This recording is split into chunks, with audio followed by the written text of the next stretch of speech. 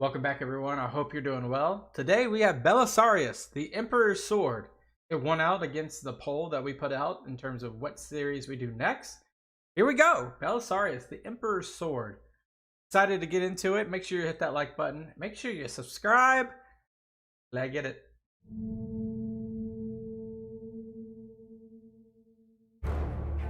(532 AD). Constantinople, the greatest city in the world, is in flames. But this is no barbarian attack. Citizens of the Eastern Roman Empire are rioting, murdering state officials and setting buildings on fire.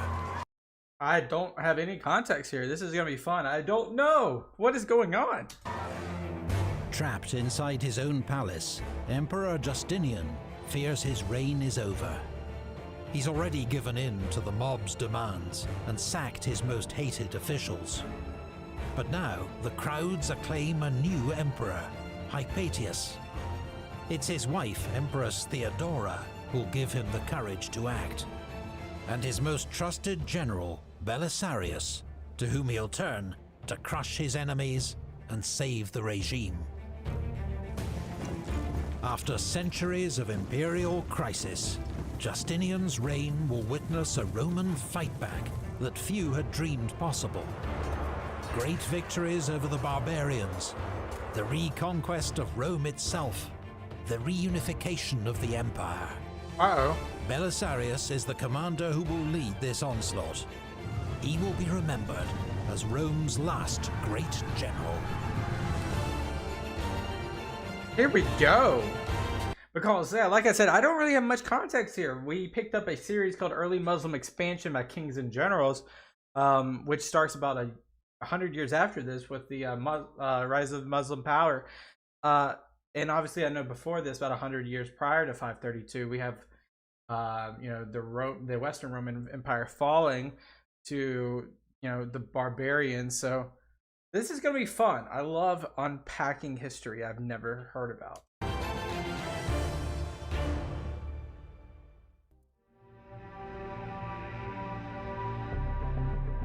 27? 527 AD. It's more than 50 years since the fall of the Western Roman Empire. Okay, maybe it was like 480. Sorry. Rome itself, the Eternal City, is now part of an Ostrogothic kingdom of Italy. But though Rome may have fallen, the empire endures. The Eastern Roman Empire remains a force to be reckoned with. An estimated 30 million people live under the rule of the emperor in Constantinople. His authority stretches from the ravaged Balkans to the imperial breadbasket, Egypt, the Arabian desert to the mountains of Armenia. This Christian empire remains unrivaled in administrative sophistication, economic power, and military might. And we got to remember, I know a lot of you guys watching are history buffs yourself, but some might know the Sassanids are technically like the Persians here. And looking here, the Ostrogoths, the Vandals, the Sassanids, I feel like those are the real threats. But besides that, the threat might be within. But the new emperor, Justinian, faces formidable challenges. In 527, he succeeds Justin, his uncle and adopted father, becoming the first son to succeed his father as emperor in more than a century. Dynastic. Justinian is from a tough peasant background in Thrace, what's now Serbia. He's highly educated, restless and driven, and sets himself two ambitious goals. First, to restore harmony in the Christian Church by ending the schism between Chalcedonian or Orthodox Christians and Miaphysites, who argue over Christ's human and divine nature. Second, to reform and rationalize Roman law, the divinely sanctioned institution that distinguishes the Roman world from the barbarian. The imperial majesty should not only be adorned with arms, but also be armed with laws, so that there may be good government in times both of war and peace, he That's pretty honorable, I would say. later declares. But as for any Roman emperor, the ultimate test of his legitimacy will come in war. For now, Justinian has good relations with the Vandals in North Africa and the Ostrogoths in Italy. The Balkan frontier requires constant vigilance. The successors to Attila's Hun Empire are never quiet for long. But it's in the east that Justinian faces his most immediate challenge. The The Persian. Persian Sassanid Empire, a rival superpower of the Middle East. This frontier has been a battleground for centuries and witnessed its share of Roman defeats, including one emperor captured, another killed. For most of the last century, the shared menace of the Huns led to a wary coexistence. But it could not last. In 525, the Christian king of Iberia in the Caucasus appealed to the Romans for aid when the Persian king Kavad tried to impose Zoroastrian rituals on his country. The Romans send military aid, and the conflict escalates, with both sides launching cross-border raids. When the Romans begin building a new fort at Minduos, the Persians attack, rout the Roman troops, and destroy the building works. You know, it's probably one of the worst things ever to be on a border in ancient times. And what's a worse time than right now? I mean, there's plenty of bad times, but can you imagine having to live in these conditions and be on the border? Crazy. One of the Roman generals to escape this debacle is Flavius Belisarius. Clearly, he is not blamed, because the next year Justinian makes him commander of all Roman troops in the east, though he's barely 30 years old. Belisarius and the emperor are old comrades, and come from the same humble background in Thrace. He had served in Justinian's own regiment when he was still heir to the throne. His wife Antonina is the best friend of Empress Theodora, and like her, from a dubious background in the acting profession. With both Roman and Persian empires mobilizing for war, the next year, 530, will see Belisarius' first major test as a commander. The troops that Belisarius commands are far removed from the famous legions with which Rome conquered its empire centuries ago. Hard lessons learned from fighting Huns and Persians have helped to forge a new Roman army. For centuries, cavalry was the neglected arm of the Roman military. Yeah, you don't really hear too much about cavalry when it comes to the Romans.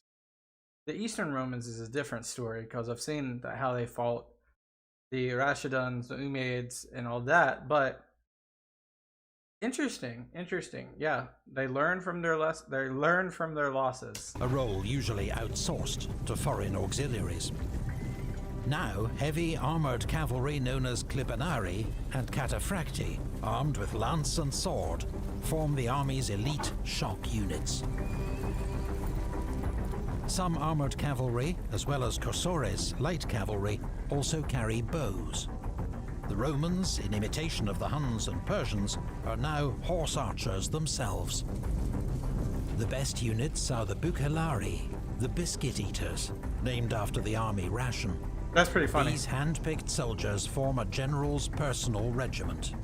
Long service, good pay and equipment, plus a personal oath of loyalty make them his most reliable troops. Okay. Roman archers are now armed with the more powerful composite reflex bows of the Huns. And while infantry still made up around 2/3 of a Roman army, its role is more defensive, forming a secure base from which the cavalry could launch its attacks. The standard infantry unit is also smaller, called a numerus in Latin, arithmos in Greek, about regimental size, from 1,000 to 1,500 men. They're more mixed, with armoured veterans to form a fulcrum or shield wall, and more missile troops behind them to unleash a barrage of arrows, javelins and darts. Finally, Rome boosts its military strength by recruiting the very barbarians it had once despised, including Huns, Goths, and Heruli. Those outside the empire are recruited as mercenaries. Those within serve as foederati, federates, and are usually commanded by their own officers. Okay.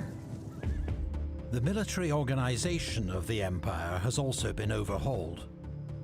2 central field armies stationed on either side of the Bosphorus are commanded by a magister militum presentalis and form a strategic reserve. Field armies based in Thrace, Illyria, Armenia, and the East are each commanded by a magister militum and form regional rapid reaction forces. The frontiers are held by the limitani. These are the lowest paid and least well-equipped troops, only expected to hold their fortified outposts until reinforcements arrive. The Jon Snows of the world right here. Limitani are organized into local groups, each commanded by a dux, origin of our word, duke. Oh. Yet the thought has many times occurred to me, how many and how great are the benefits which accrue to states through history, which transmits to future generations the memory of those who have gone before, and resists the steady effort of time to bury events in oblivion. The historian Procopius is our key witness for the events of this period. He was born around 500 in the city of Caesarea in Palestine and received a first-class education. In 527, he was appointed assessor, or legal advisor, to Belisarius. He effectively became the general's secretary, and on occasion, aide-de-camp. Working from notes and writing in Greek, he would publish his great work, History of the Wars, in 551. Procopius's account is highly favorable to Belisarius, but there will be a sting in the tale, a scandalous, secret history, which will emerge later in the tale. Oh. 530 AD. King Kavad sends an army to capture the Roman frontier fortress at Dara. Today, the ruins of Dara lie on the Turkish-Syrian border. It's so interesting to see what can last. I know there's much older structures, but there's a glimpse into the past here. Men walked through these doors, through these passageways 1,500 years ago. Very cool. Their scale hinting at the size of the Roman fortress that once stood here. Belisarius is warned that 40,000 Persian troops are advancing on Dara. He can only assemble 25,000 troops to meet them. It's defensive though. For reasons that are unclear, Belisarius decides to make his stand outside the city walls to the south. His men dig ditches to strengthen their position, with both flanks thrown forward. The infantry is placed in the center, with cavalry on both flanks. 2 groups of 600 Hun mercenaries are positioned between them in support. At the rear, he places his reserve, his own bucellari. When the huge Persian army arrives before Dara, Belisarius is ready and waiting. The first day begins with a standoff. The 2 generals exchange letters. Belisarius urges Firuz to withdraw, to allow time for further negotiations. Firuz tells the Roman to prepare his bath. He intends to be in Dara by nightfall.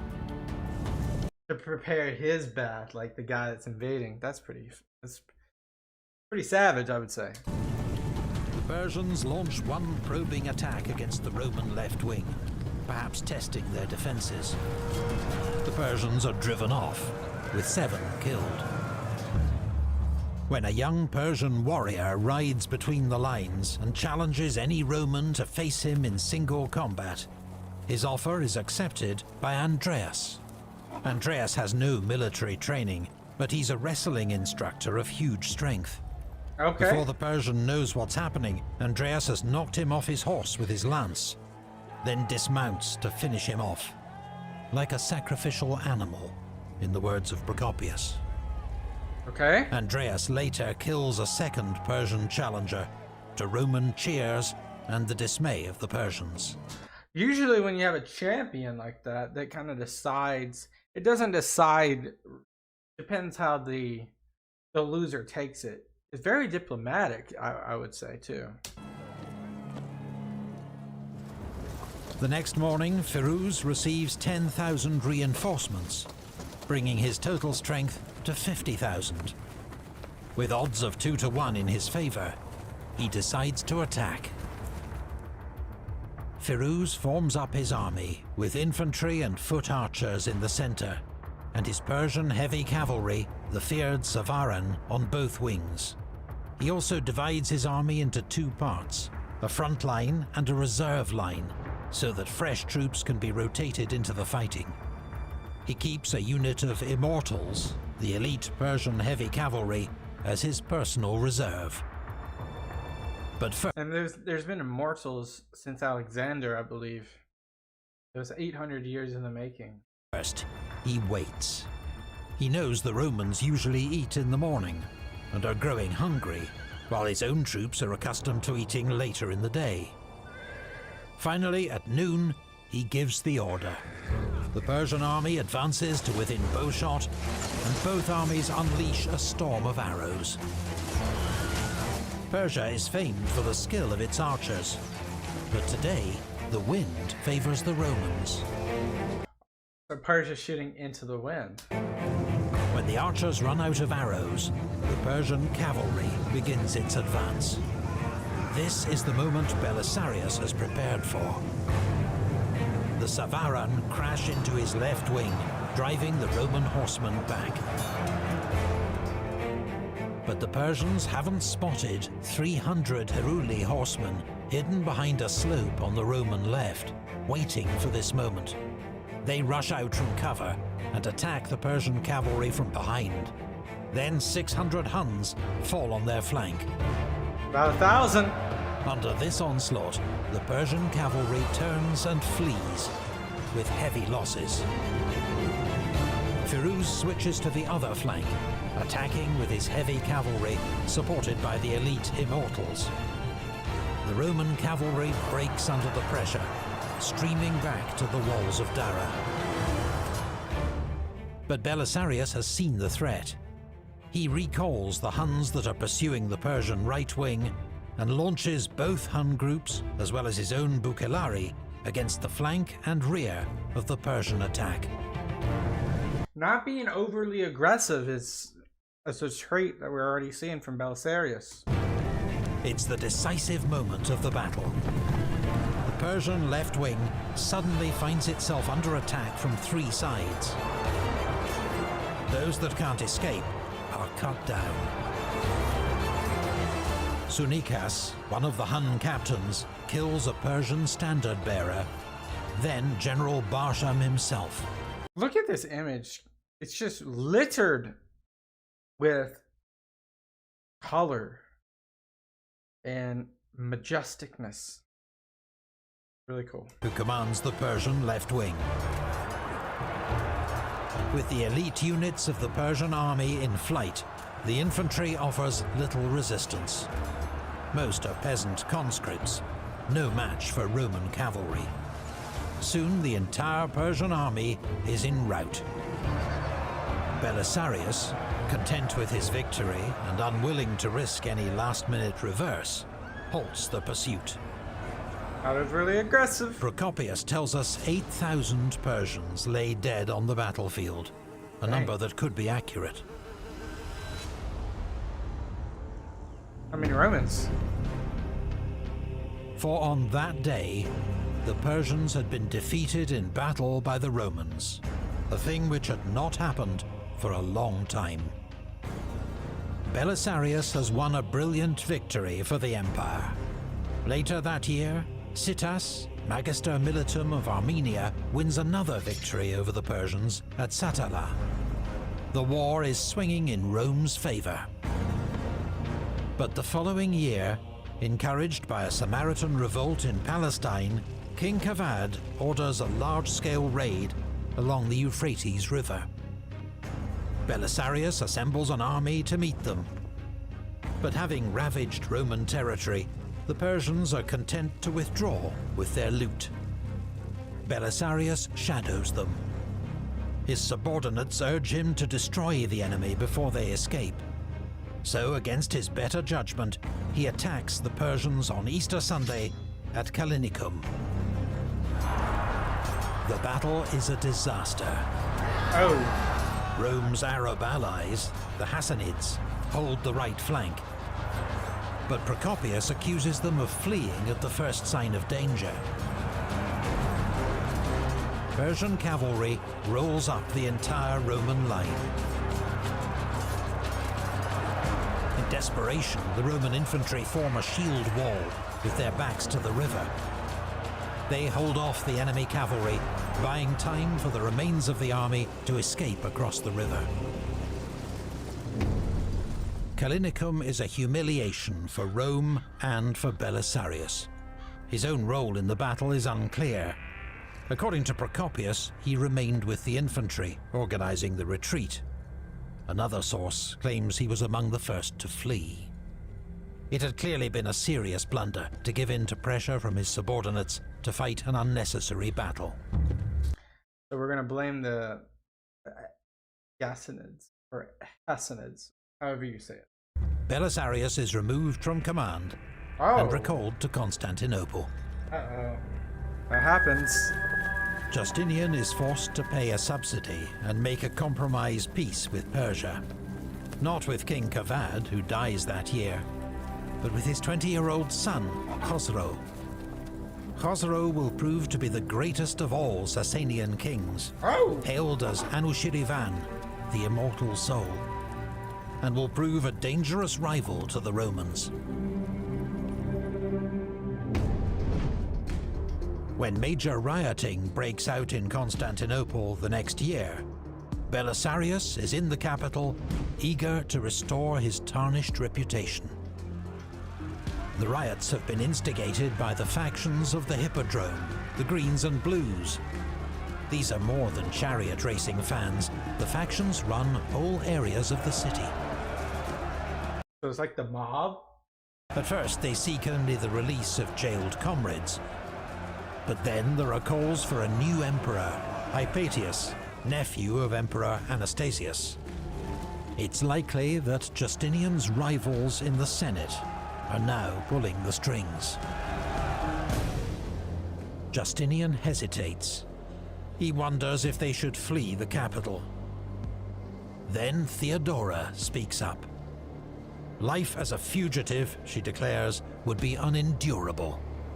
Better the old saying, royal purple makes a noble shroud.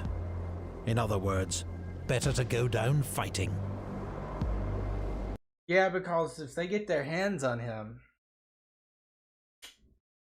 The emperor is emboldened by Theodora's words and orders Belisarius and another general, Mundus, to crush the revolt. Belisarius's hardened troops launch a sudden attack on the rioters. There is no mercy. Yeah, you're not gonna...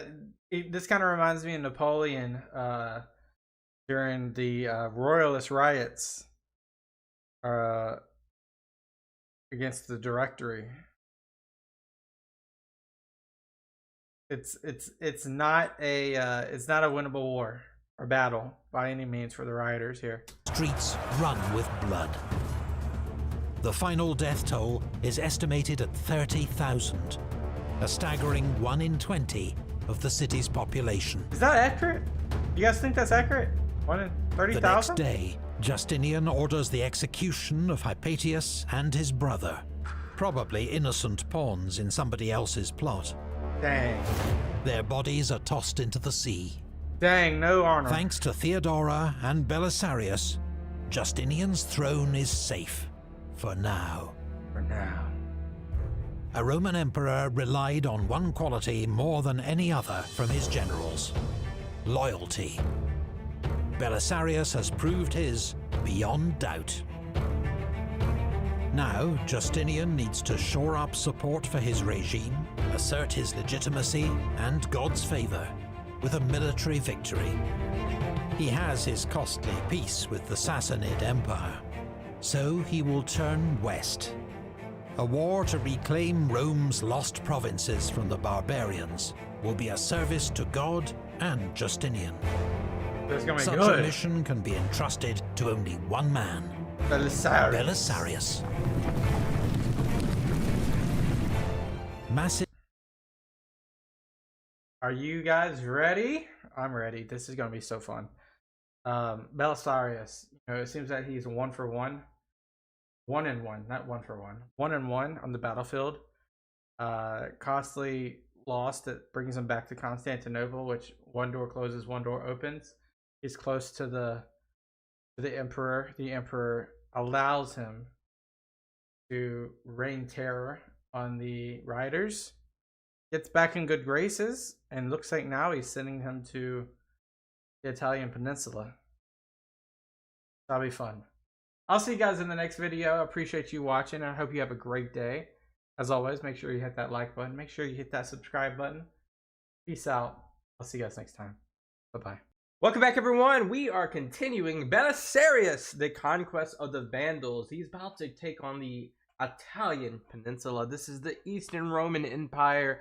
We have a emperor who has took down a mob. We have the Persian Empire encroaching on the east. We have the Vandals on the west. Let's see what happens. I'm glad you're here with me. This is what we do. We react to history. Make sure you hit that like button and you're subscribed. Lego. D. 533 AD. A major Eastern Roman expeditionary force, 17,000 soldiers, nearly 600 ships, prepares to leave Constantinople. I wonder how often these ships bump into each other during these conquests. Its objective is the kingdom of the Vandals in North Africa. These were once some of the wealthiest provinces in the Roman Empire. Sorry, my intro is totally misaligned. I thought we were going to the Italian to take on the Ostrogoths, but we're going to North Africa. Okay. Until they were lost to the barbarians, with catastrophic consequences.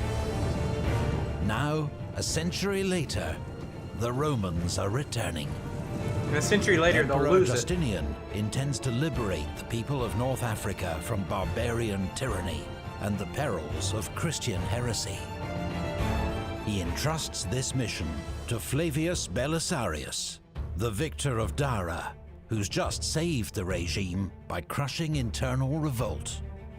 Now he will lead Eastern Roman forces in the Emperor's campaign to reclaim the West. Parallels with Napoleon, which is crazy here, taking down a revolt, going to a distant land in Africa. Interesting. When the Western Roman Empire was overrun by barbarians in the 5th century, the Vandals emerged as perhaps the most enterprising of Rome's enemies. From Central Europe, they marched, killed and looted their way through Roman territory into Spain, and in 429 crossed into North Africa under the leadership of King Gesaric. There he founded a kingdom and took up piracy with skill and enthusiasm. In 455, Gesaric sacked Rome itself. 75 years later, Eastern Romans and Vandals had learned to tolerate each other. Emperor Justinian's relations with the Vandal king Hilderic were in fact extremely cordial. The two men exchanged gifts, and though Justinian regretted that Hilderic was an Arian heretic, he was pleased that he did at least allow Orthodox Christians in his realm to live in peace. Then, in 530 AD, there was a coup in the kingdom of the Vandals. This guy looks intimidating. Gelimer, Hilderic's cousin and heir, seized power and imprisoned the ex-king. Unlike his hapless predecessor, humiliated in war by the Berber tribes, Gelimer was a proven warrior, and cunning to boot. When Justinian scolded Gelimer as a usurper, the new Vandal king warned the emperor to mind his own affairs, then, for good measure, blinded one of Hilderic's nephews. 3 years pass. Justinian makes peace with the Sassanid Empire and survives the Nika riots. Now he decides it's time to teach Gelimer a lesson. Go. Imperial propaganda and the historian Procopius will later portray Justinian's war on the Vandals as part of a long-held plan to reconquer the Western Empire, for the sake of true belief in God and the liberty of our subjects. Modern historians are more skeptical. Justinian needs a victory to bolster his regime. Gelimer's actions have provided just provocation, and the recovery of North Africa's wealthy estates will bring obvious benefits. Carthage. Perhaps self-interest, opportunism, and a sense of divine imperial mission all play a part in his decision to go to war. Many try to dissuade the emperor. His senior advisor, John of Cappadocia, warns of the hazards and cost of a long-range seaborne operation. Yeah, this is very far away from home base, so what does the supply line look like? Are the Ostrogoths going to intervene? What about the naval occupation? Is there going to be like piracy that's going to hunt down either the supply line or the initial attack? What type of, like, what kind of support system do you have once you get there? Do you land at Carthage? Do you land a little bit further off and then march to it? Do you create like allies within the Berber tribes to kind of help coalition this? So much to to think about here. The Mediterranean is vast. It looks small, but it's a vast place. So it's hard to imagine this is going to go 100%. Let's see what happens. His generals are haunted by the fate of the last Roman expedition to North Africa. A huge fleet destroyed by Vandal fireships off Cape Bon. Justinian is not deterred. He orders the fleet and army to assemble at Constantinople. Belisarius, restored to the rank of Magister Militum per Orientem, General of the East, is given complete authority over the campaign. To go west. His force includes 10,000 infantry under the command of John of Dyrrachium, 5,000 cavalry divided between federati and regular Roman units, as well as 600 Hun mercenaries, 400 Heruli mercenaries, Don't know Heruli. and Belisarius' own Bucellari, probably around 1,000 men. An old comrade, John of Armenia, will be his second in command. Solomon, a eunuch, his chief staff officer. It is not a large army, but most are hardened veterans from the wars in the East. Give or take. Belisarius will also be accompanied by his wife, Antonina, an arrangement that doubtless provokes comments from conservative Romans, but seems to have been generally accepted. She will prove an insightful and effective ally to her husband, as well as a valuable agent to her patron and friend, Empress Theodora. You don't see that a lot in terms of like taking your wife on these conquests. Obviously Napoleon didn't do that, and that's a long ways away. That's something that we reacted to here. I don't know about Caesar. I don't know about Alexander or others as well. So interesting. Here The they go. fleet set sail in June 533. Belisarius believes that much will depend on the discipline of his men. But before they've even cleared the Hellespont, 2 Hun mercenaries drunkenly murder a comrade. Belisarius has them hanged in full view of the fleet. See, you gotta make a statement. That's what he just did. Then he addresses the army. If I were speaking to men going to war for the first time, I might struggle to persuade you that justice can be our greatest ally in obtaining victory. For those who don't understand the fortunes of war, think the outcome depends on strength alone. But you, I think, know that although it's men who do the fighting, it is God who judges the contest. This is why Belisarius warns them he will never turn a blind eye to their crimes.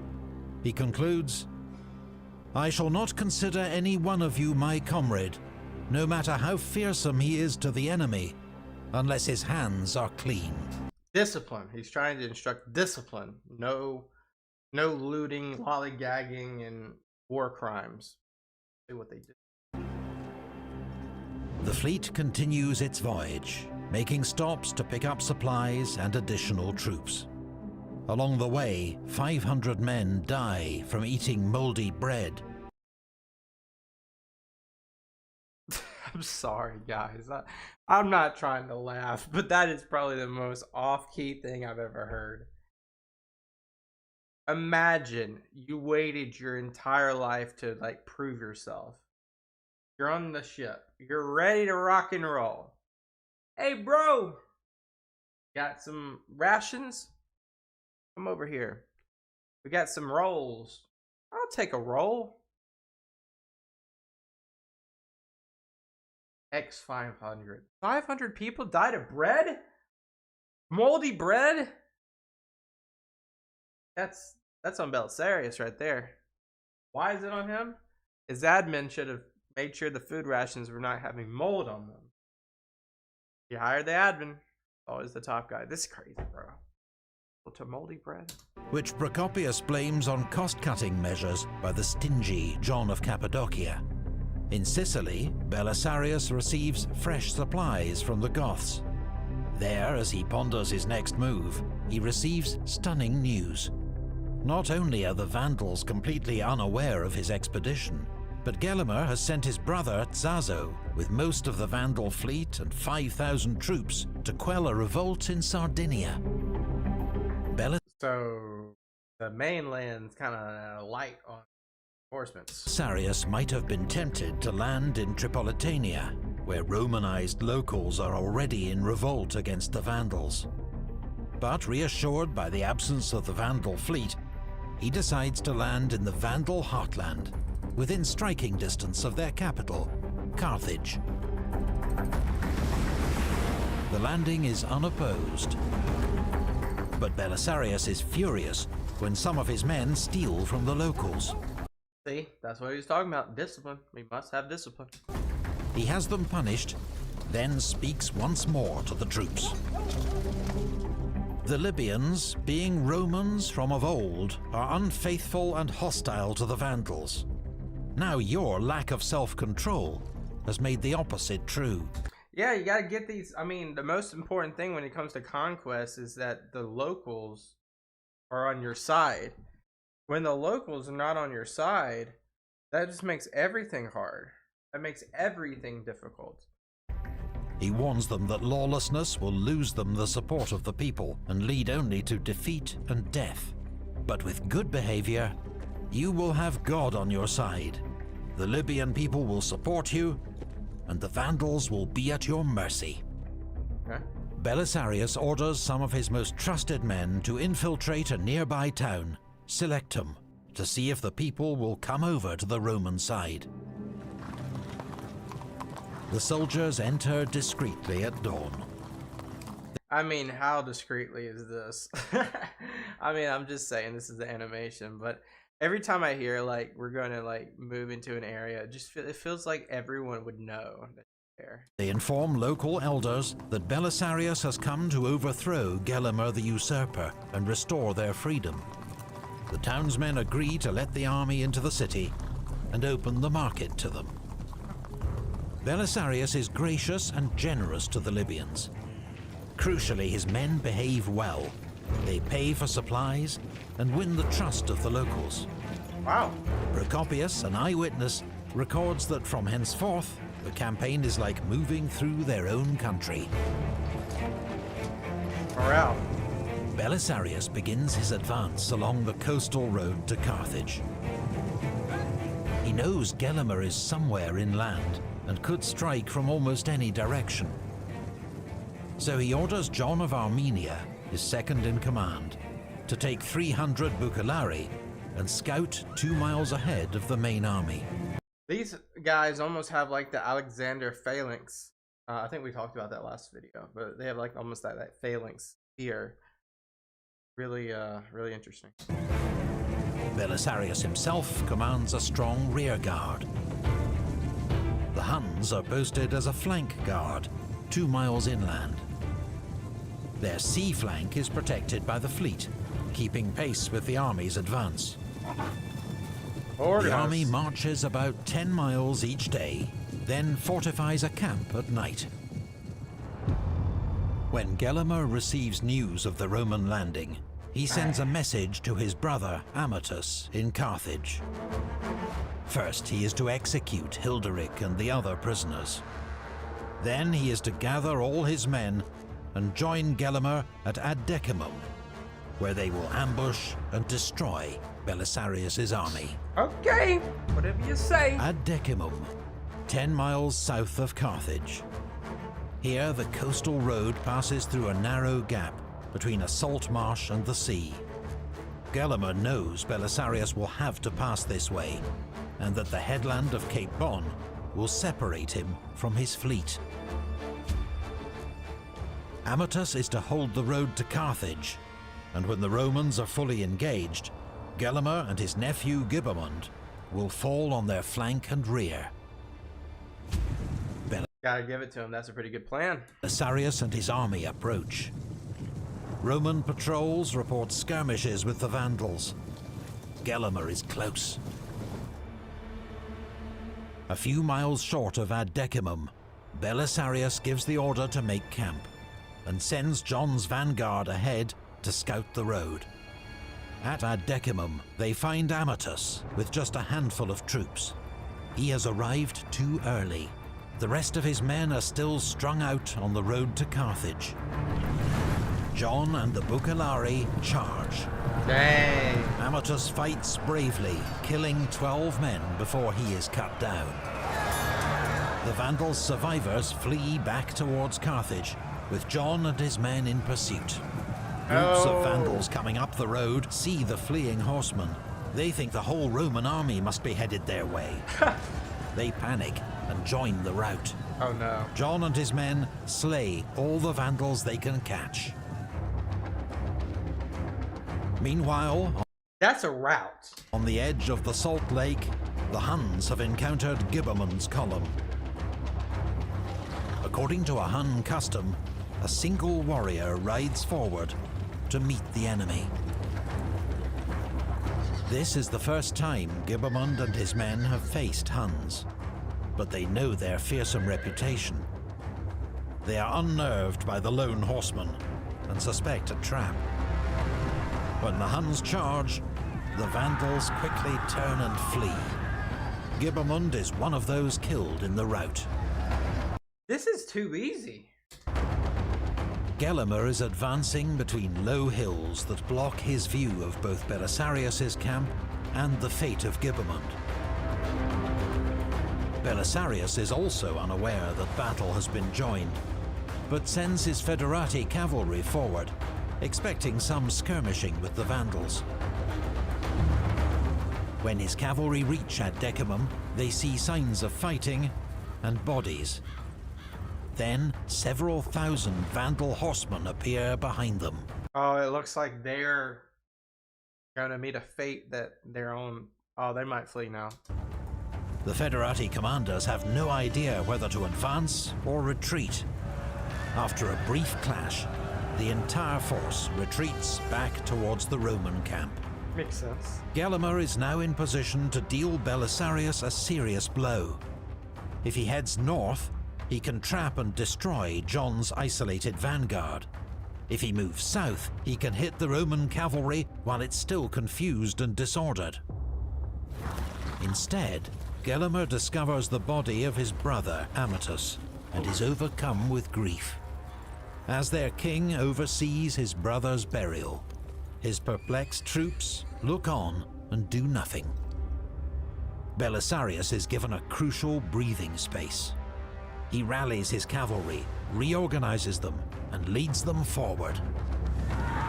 The Roman cavalry fall on the Vandals with devastating force. The enemy are scattered. Gelimer and the survivors fly west.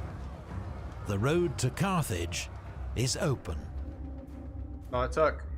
and it Oh, fell to Chuck. Belisarius that day to win more fame than any other man of his time, or indeed any of the men of olden times. I mean, that's debated, but yeah, sure. Belisarius, wary of ambush, waits till dawn the next day before making his triumphal entry into Carthage. Once more, his troops behave well. The citizens of Carthage are respected. This peaceful occupation of such a wealthy city in such times is remarkable. Belisarius sits on Gelimer's throne and eats the lunch that had been prepared for him. Where's him? He attends to the requests and pleas of local citizens. But the Vandals aren't beaten yet. Where'd they go? Belisarius receives news, intended for Gelimer, that Zazo has put down the Sardinian revolt and is returning with 5,000 men. Reinforced, Gelimer advances on Carthage.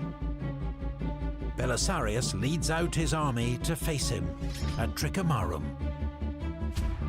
The Roman cavalry camps near a small brook, where the Vandals catch them off guard, deploying for battle while the Romans are still making lunch. But again, Gelimer fails to exploit an advantage. He does nothing as the Romans deploy, and their infantry, which had fallen behind on the march from Carthage, gets into position. They're about to get routed again. It's the Romans who attack first, when John of Armenia leads the Bucellari forward against the Vandal center. Twice he is repulsed, but the third attack is made with greater force. Zazo himself is killed within sight of Gelimer. Belisarius orders the rest of his army forward. The Vandals flee, leaving behind 800 dead. The Romans have lost just 50 men. The Vandals take refuge in their camp, which contains all their baggage and their families. But when Belisarius brings up his infantry to begin the assault, King Gelimer flees. The fight is entirely one-sided. It's been one-sided this whole time. Panic soon engulfs the Vandal camp as everyone tries to escape. FPS. The Romans kill the men, enslave the women and children, and plunder all they can find. What happened to that discipline? Belisarius cannot restore discipline until the morning. Gelimer flees towards the mountains. Belisarius sends John in pursuit with 200 horsemen, but 5 days later, John is accidentally killed by one of his own men. What? Belisarius grieves at the death of his old comrade. What's that happen? He sends Pharas and his Heruli to take over the pursuit of Gelimer. The Vandal king takes refuge with the Berber tribes. 3 months later, hunger and the promise of comfort and clemency persuades him to surrender. Meanwhile, Belisarius sends one of his officers to Sardinia with the head of the king's brother Zazo. The island quickly submits to Roman rule, as That was quick. I mean, they already were kind of heated towards them, so that wouldn't... I mean, it's not a huge deal. too does Corsica. From Carthage, detachments and emissaries travel east and west as North Africa rejoins the Roman Empire. Whoa.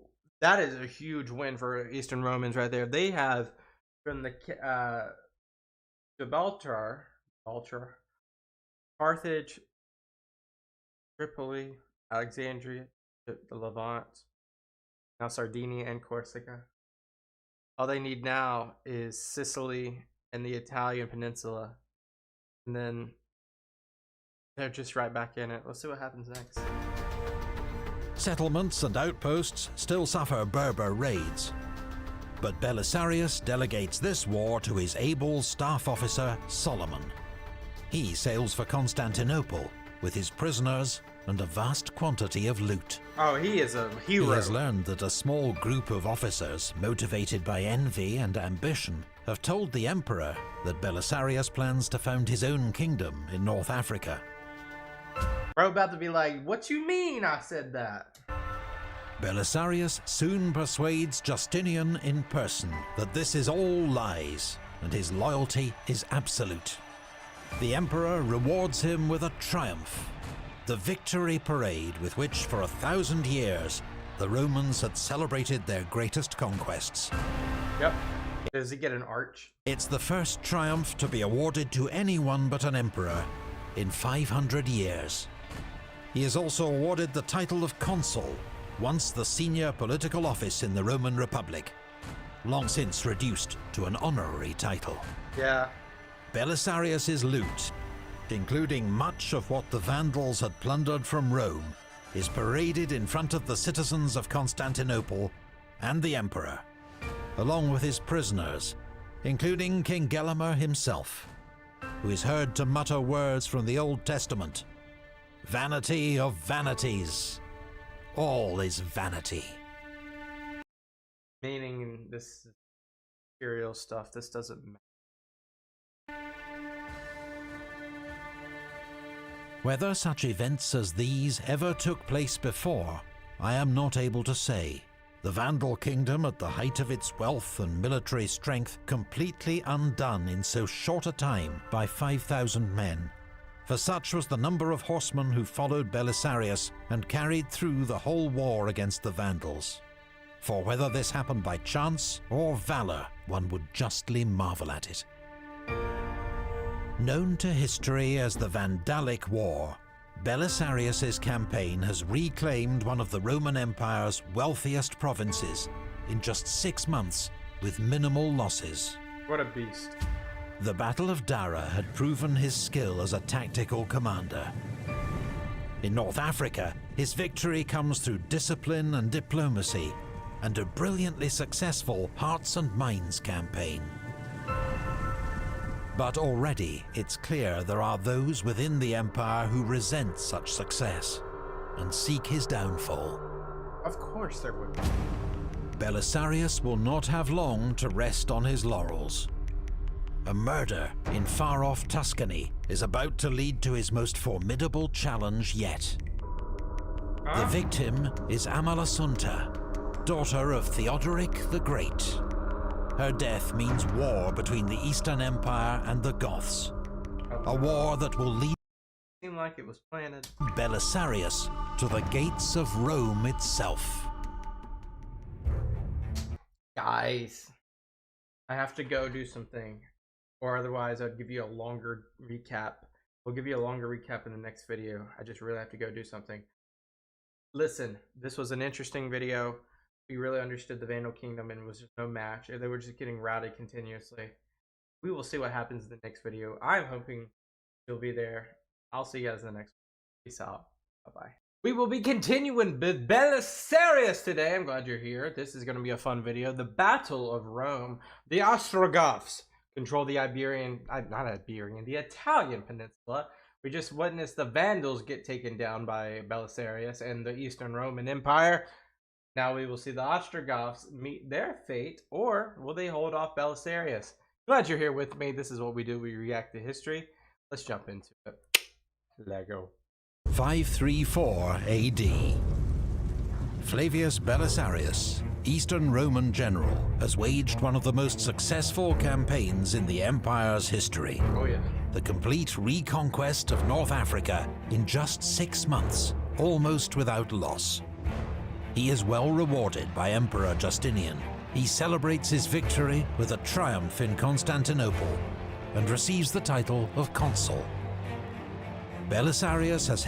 By the way, to receive the title consul, it almost feels like an heir. Like he could be the emperor at this stage. That's how famous he is. To be the emperor. Helped Justinian's regime survive political crisis. Now his victory offers irrefutable proof of God's divine sanction. Emboldened, Justinian will pursue a new strategic vision, the reconquest of the Western Roman Empire. Wait, they're gonna attack through the Balkans, and then they're also going to attack the Iberian side and the Gaulish side? What? I didn't expect that. And its reunification.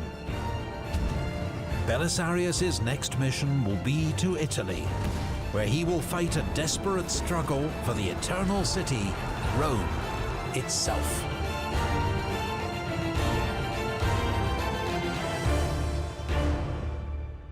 Ah. 60 years have passed since the Western Roman Empire fell to barbarians. That's not a long time for them to get their get back already. That's only, that's only 2 generations. 30 years apiece. Like, the great grandchildren of the last people in Rome, depending on where they went, that is this generation today. Many kings emerged to rule over its shattered remains. Above them all towered Theodoric the Great.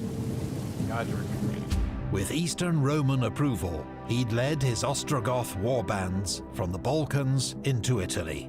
He overthrew and killed Odoacer, the man who'd deposed the last Western emperor, and forged his own Goth superstate. Theodoric, an Arian Christian, worked with the Senate in Rome and sought close relations with the Eastern Roman Empire. Okay, so it's not like totally echo chambered out of the world right here. There is some sort of connection right here. I didn't know that. To Emperor Anastasius, he wrote, "Our royalty is an imitation of yours, modeled on your good purpose, a copy of the only empire."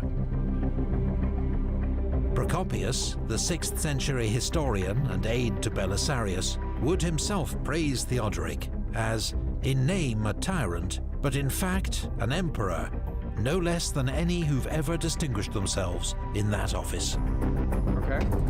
In the eyes of his supporters, Theodoric had revived the Western Roman Empire, in all but name. But the succession would unravel his great achievement. Theodoric had 3 daughters, so his heir was to have been his son-in-law, Eutharic, but he died 4 years before the king in 522. The succession passed to Theodoric's 10-year-old grandson, Athalaric. His mother, the highly educated and formidable Amalasuntha, ruled as regent. In defending her position, Amalasuntha made powerful enemies among the Goths, and when her son died aged just 18, one of those enemies, her cousin Theodahad, became king. In 535, he has Amalasuntha imprisoned on an island in the middle of Lake Bolsena. Weeks later, assassins arrive. They're rumored to be vengeful relatives of men Amalasuntha had had killed during her regency. The daughter of Theodoric the Great is strangled in her bath. Dang. Theodahad thinks he can quietly eliminate his rival without repercussions. But Amalasuntha had been a trusted ally of the Emperor Justinian. Oh! And he is looking for an excuse for... This is like, anytime a country kind of really wants a war to happen, they're just waiting for that thing to just kick it off. You can look at like the Lusitania, the Maine, talking about United States versions. You can look at so many things. Weapons of mass destruction. But rather it be a plot that Justinian and the Eastern Roman admin had to play into, because think about this, conspiracy. What if the admin at the Eastern Roman side put a band together to kill her, to give a reason to attack? I don't know. War. And the emperor, upon learning what had befallen Amalasuntha, immediately entered upon the war, being in the 9th year of his reign. For Justinian, chaos at the Ostrogoth court presents an opportunity. After success in North Africa, he wants Italy for the empire. I mean, they had such an easy job taking North Africa. I think the Vandals and the Ostrogoths might differ in terms of skill in the battlefield. There's a lot of confidence here. The strategic and symbolic gains will be immense. Before her death, Amalasuntha had offered him the kingdom in exchange for political asylum. Now Justinian pressures Theodahad, a notoriously corrupt and greedy man, to accept the same deal or face war. Justinian's tough diplomacy is backed up by military deployments. Mundus, commanding the army in Illyria, advances into Goth-controlled Dalmatia and takes Salona, the modern city of Split. Belisarius, meanwhile, is ordered to sail with 9,000 men to Sicily to see if the Goths there will put up a fight. Only the garrison of Palermo offers resistance, which is soon overcome. They just took Sicily without even taking a breath. The rest of Sicily submits to the Romans without a fight. On the last day of 535, Belisarius marks the end of his consulship, scattering coins to the crowds in Syracuse as his troops march triumphantly through the city. As negotiations continue in the Goth capital Ravenna between Theodahad and Justinian's envoy, Solomon, Praetorian prefect of North Africa, arrives in Sicily with alarming news from Carthage. The army, angered by late pay and religious discrimination, has murdered its officers and mutinied. Come on, guys, we were doing so well. Man. Belisarius immediately sails for Carthage with just 100 picked men. So not a lot. His own formidable reputation, plus generous handouts of cash, quickly secures the loyalty of 2,000 troops. There you go. Whom he leads out to face the 9,000 mutineers. So he's big boss. The mutineer army is a motley crew of Romans, mercenaries, renegade Vandals, and escaped slaves, commanded by Stotzas, a former Bucellarius. They have no generals and little discipline. When Stotzas tries to maneuver his army into a better position, it becomes badly disordered. Belisarius immediately launches an all-out attack. Where? Stotzas and his army turn and run. I don't know where this is happening. Belisarius Oh, okay. has saved Carthage, but the war in North Africa against Berbers and rebels will drag on for 15 more years. This task falls to Solomon, as Belisarius must race back to Sicily to quash another mutiny among his own troops. In the Balkans, meanwhile, a Goth counterattack results in the death of General Mundus, and the Romans make a tactical withdrawal. When news of this minor triumph reaches King Theodahad, he feels suddenly emboldened and rejects all Justinian's demands. Belisarius receives new orders. He is to cross the Strait of Messina and reconquer Italy from the Ostrogoths. It's serious now. Belisarius lands in Italy with barely 8,000 men. The bulk of his troops are infantry, including 3,000 Isaurians, fierce warriors from the Taurus Mountains of Anatolia. His cavalry includes Hun and Berber mercenaries, Wow. as well as the elite Bucellari, the picked troops maintained by Belisarius, and other senior commanders. As in North Africa, he is accompanied on campaign by his wife Antonina, a capable and trusted ally of Empress Theodora. That the Emperor entrusts the campaign to such a small force, when the Goths can field an army 4 times its size, indicates Justinian's supreme confidence in Belisarius. But it is also a sign that he has badly underestimated the Goths and their will to fight. Belisarius's army is welcomed by southern Italians and meets no opposition as far as Naples. This city has strong walls and a garrison of 800 Goths. Belisarius appeals directly to its citizens, urging them to throw open the gates and warning of the dire consequences of an assault. I pray that an ancient city which has long been inhabited by Christians and Romans may not meet with such a fortune, especially at my hands as a commander of Roman troops. The citizens of Naples are divided, but ultimately their leaders reject the demand to hand over the city. Siege begins. When Belisarius's troops sneak into the city using an old aqueduct, there is a savage slaughter of Goths and Italian citizens alike, until the general can restore order. The main Ostrogoth army has been standing idle 60 miles to the north. Theodahad, never suited to military command, and now unsettled by omens, does nothing to save Naples. It's his own death sentence. He is deposed and killed. Vitigis becomes the new king. That is insane.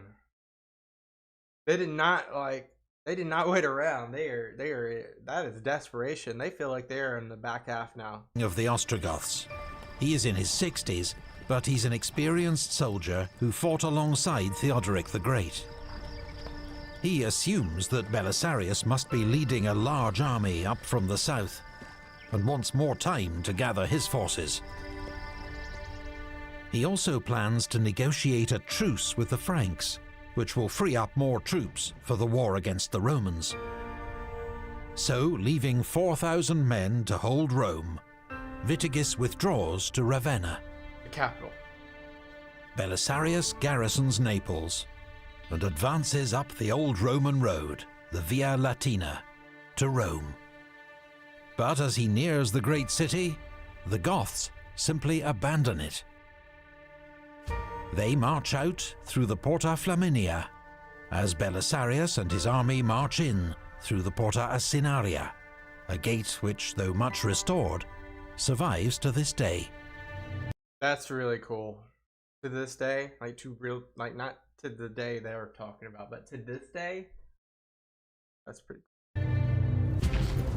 60 years after the fall of the Western Empire, Rome once more belongs to the Romans. Belisarius duly dispatches the keys to the city to Emperor Justinian. Rome in the 6th century is still a great city, but a shadow of its former glory. In its imperial heyday, Rome's population had been around 500,000. Now it's just a fifth of that. But it remains the seat of the Roman Senate and the Pope, and a city of intense emotional and cultural significance. I wonder, how many times, how good did it look this time period? I mean, I know this is just an animation, like a simulated animation here, but I'm wondering, when did the Colosseum start to get ravaged by a couple of earthquakes, as well as the Circus Maximus, as Pantheon, and etc. Because, I mean, it looks pristine in this animation. To all Romans. The city is also notoriously difficult to defend, which is why the Goths have abandoned it. The famous Aurelian walls are crumbling, and at 12 miles in length are too long for a small army to easily hold. The Goths had also worried that Rome's large population might turn against them. Belisarius is down to 7,000 men, not enough to face the Goths in open battle. So he sends detachments to garrison key strongholds along the Via Flaminia, the road to Ravenna, which he hopes will delay the inevitable Goth advance. While in Rome, he and his men begin hurried preparations for a siege. So they know what's about to happen. before it even happens. The walls are repaired, and merlons are added. A deep moat is dug around the city. The granaries are filled with grain. All Rome's adult male citizens are conscripted into the city guard. That's a lot. If there's 100,000, do you get like 20,000 out of that? 25,000 out of that? Maybe 30? Vitiges, meanwhile, has been told how small Belisarius' army is. Embarrassed by his earlier caution, he gives the order for his reinforced army to march on Rome. And I imagine what, like, they're gonna send like 30, 40K? His chief concern is to get there before Belisarius can escape. But Belisarius has no plans to flee. I knew that was gonna be true. And whoever of you has hopes of setting foot in Rome without a fight is mistaken in his judgment. For as long as Belisarius lives, it is impossible for him to relinquish this city. Wow. Such were the words of Belisarius. 537 AD. In early spring, Vitiges leads a huge Goth army, probably more than 30,000 men, down the Via Flaminia, sweeping past the small Roman outposts. Belisarius plans to fight a delaying action a mile and a half north of the city, at the Milvian Bridge. Mark. But his infantry, terrified by the size of the Goth army, abandon the bridge without a fight. Belisarius is left facing the Goth army with just 1,000 horsemen. He orders his men to charge.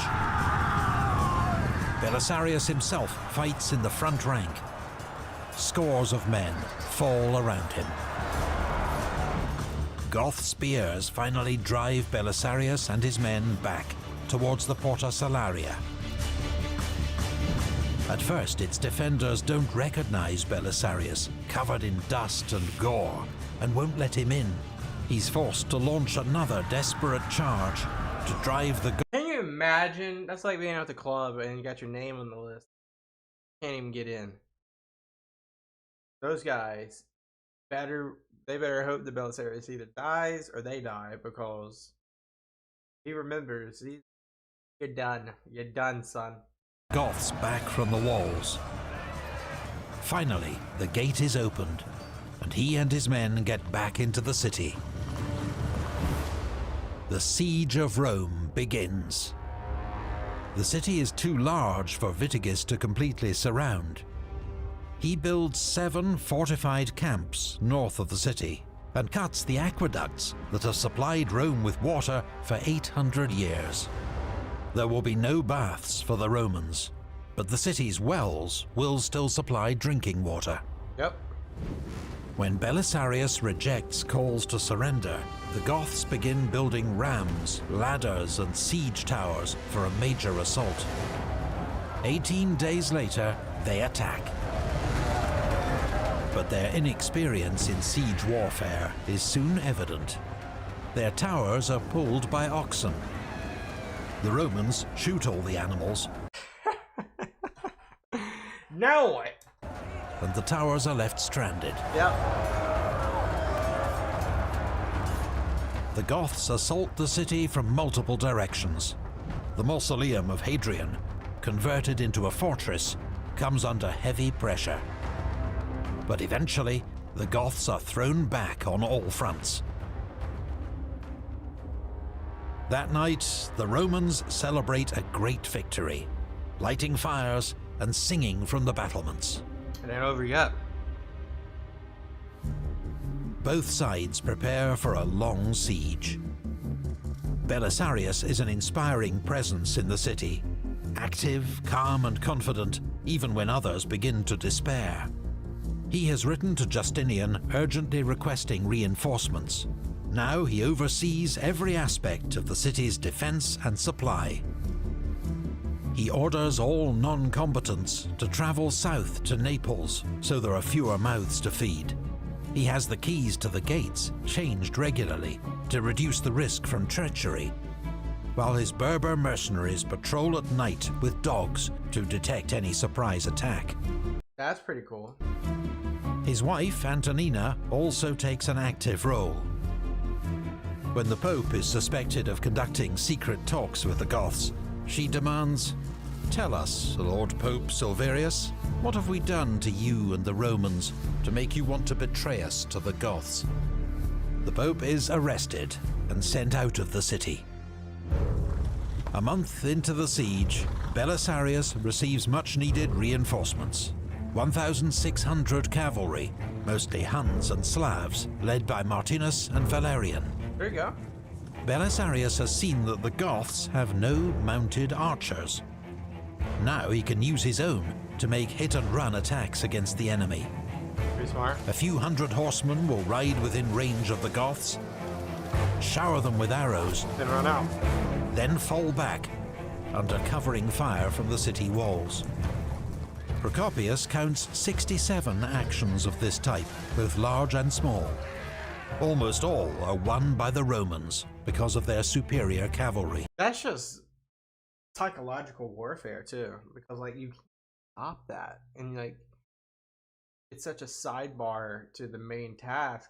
It becomes the main task to defend when it's continuously like that, while the real enemy, Romans, are planning defensive tactics, maybe an attack because of the weakening the Goths. Wow. The victories raise morale and frustrate the enemy, but they will not break the siege.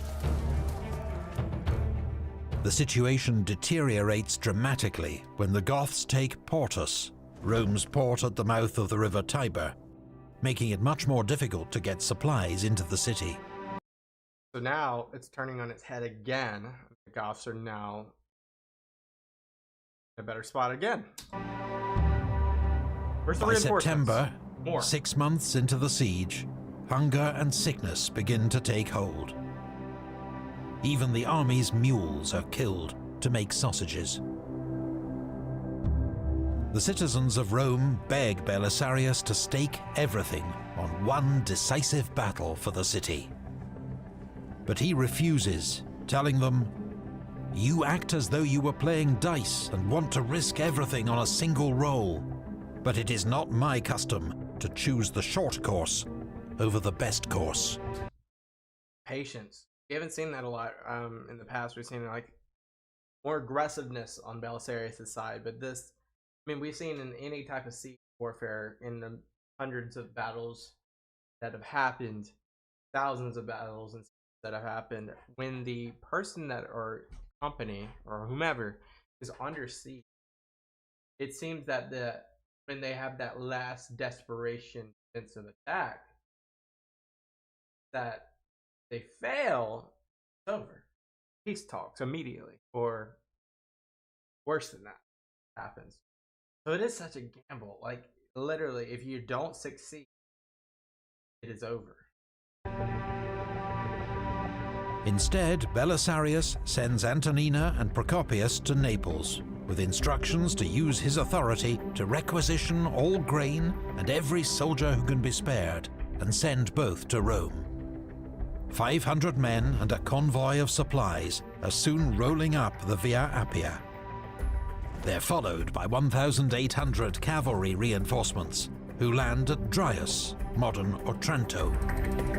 Then 3,000 Isaurians arrive at Naples aboard grain ships and travel on to Ostia by sea. Okay, so they got some people coming. I don't think it's gonna be bad now. After months of delay, the vast resources of the Eastern Roman Empire are finally coming to Belisarius' aid. The garrison of Rome launch a series of diversionary attacks on the Goths. These allow the supplies, under Antonina's direction, to slip into the city. The threat of starvation is ended. It's the last straw for Witigis. His own men have been camped outside Rome for almost a year, harassed by the enemy, themselves decimated by disease and hunger. The Ostrogoth king asks for a truce to open negotiations with the emperor. He offers Justinian all of southern Italy, but it is not enough. The initiative has swung to Belisarius. Belisarius has sent an elite force of 2,000 cavalry, commanded by John, north into Picenum, behind enemy lines. When the Goths break the terms of the truce, Belisarius orders John to unleash hell. Almost all the Goth warriors are away on military service. Their farms and settlements are completely exposed. John sacks, burns, and plunders at will, enslaving. Well, Belisarius, I guess this is rules of engagement at this point, because originally he was like very, very disciplined, very much we got to play by the rules. But now, after hunger, after hundreds and even thousands of dead, it's more about winning now. Leaving hundreds of Goth women and children. Romans are not armed. Witigis' uncle gathers a small force to challenge John. They're no match for his bucellari.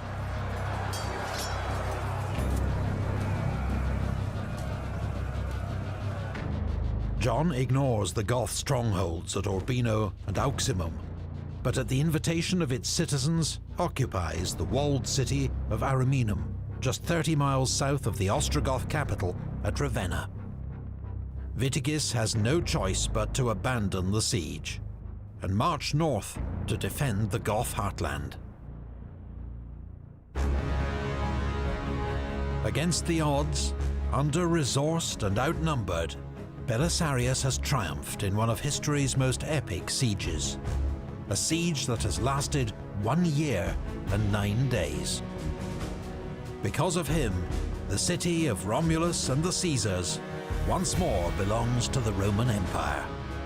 Gotta hand it to The him. war against the Goths in Italy seems to be entering its final phase. Belisarius' position appears unassailable.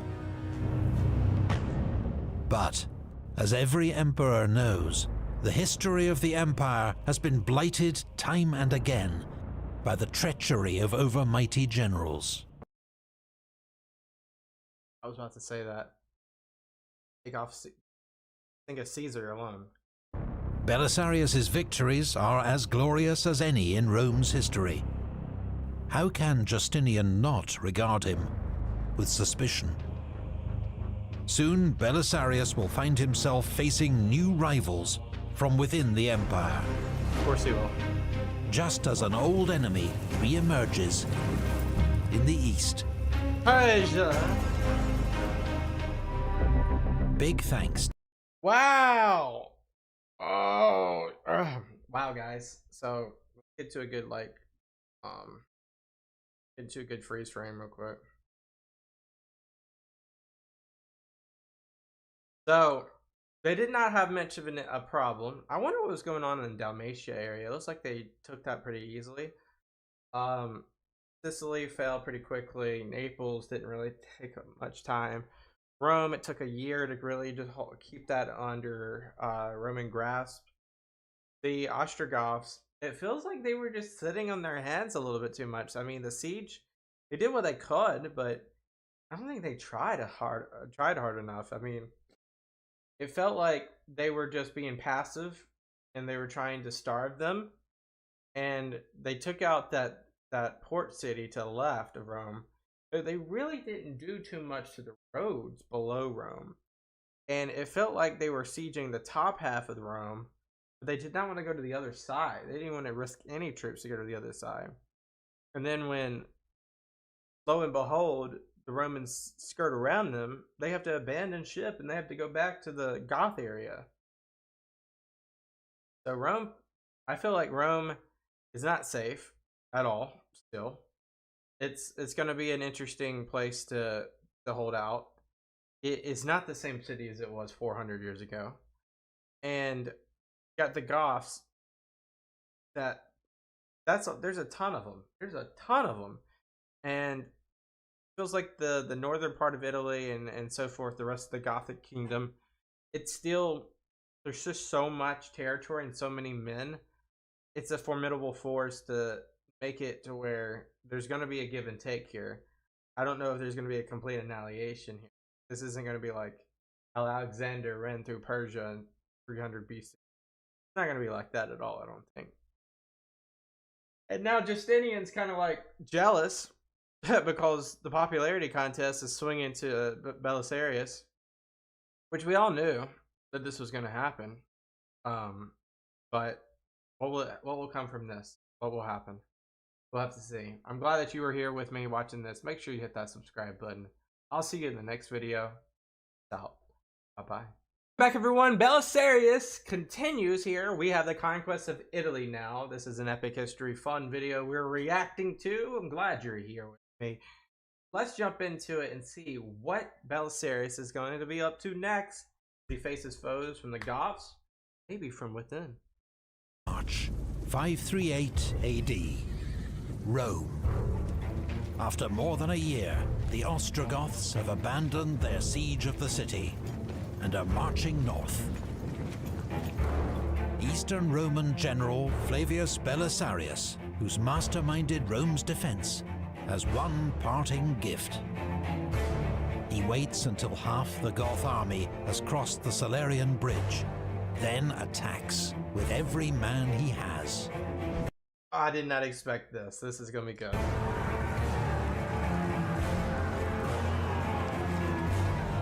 The fighting is desperate.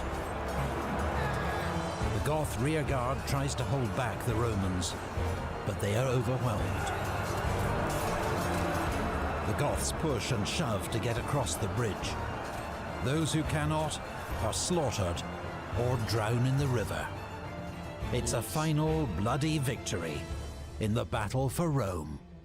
And that's huge because those numbers now cannot go up top to relieve the rampant sacking that Romans were doing.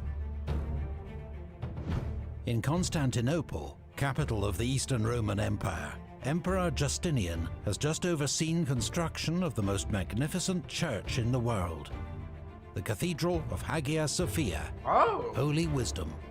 Nice. Now, with God's backing, he's poised to complete another great objective, the reconquest of Italy, the Roman Empire's ancient heartland. But the emperor himself will help to sow seeds of division among his own armies, to undermine his greatest general, and pave the way for the destruction of one of Europe's great Christian cities.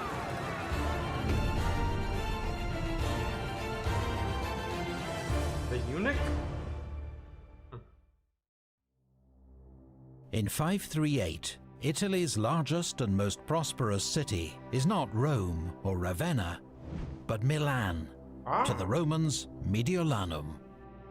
Its citizens wish to be reunited with the empire, and at the Bishop of Milan's request, Belisarius sends a small force to aid them. They defeat local Goth forces at Ticinum and enter Milan in triumph. But in central Italy, Belisarius faces a dilemma. One of his best generals, John, nephew of Vitalian, has taken Ariminum with 2,000 elite cavalry. Now King Vitiges and the Ostrogoth army is marching from Rome and will soon trap him in the city. Yeah, that's not good odds right there.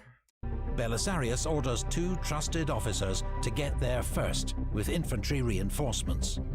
They are to swap places with John and his valuable cavalry, freeing them up for mobile operations.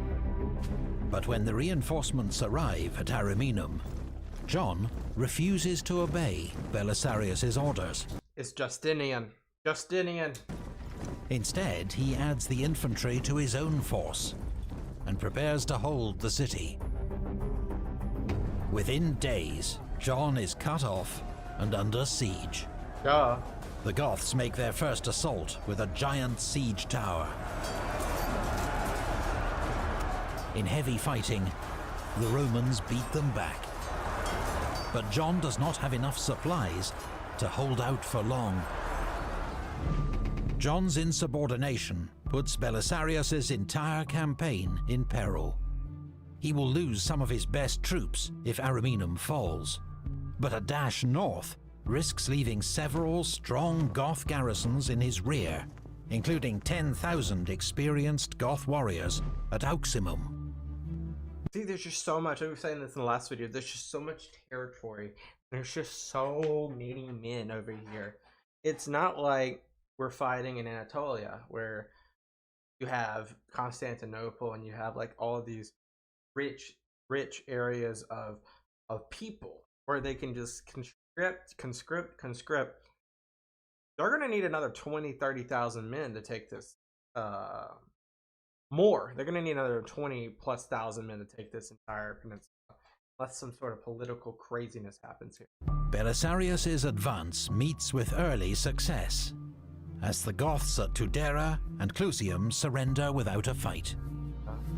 As he ponders his next move, news arrives that 7,000 Roman reinforcements have landed near Firmium. 13 more. Belisarius marches to join them and meet with their commander, one of the most powerful men in the empire, Narses the Eunuch. Narses, Praepositus Sacri Cubiculi, Grand Chamberlain of the Palace, is Justinian's closest advisor. As a eunuch, he can pose no dynastic threat to the emperor, and so is entrusted with enormous power and influence. Narses had distinguished himself during the Nika riots, bribing sections of the mob to switch sides, while Belisarius and Mundus had dealt more directly with the rest.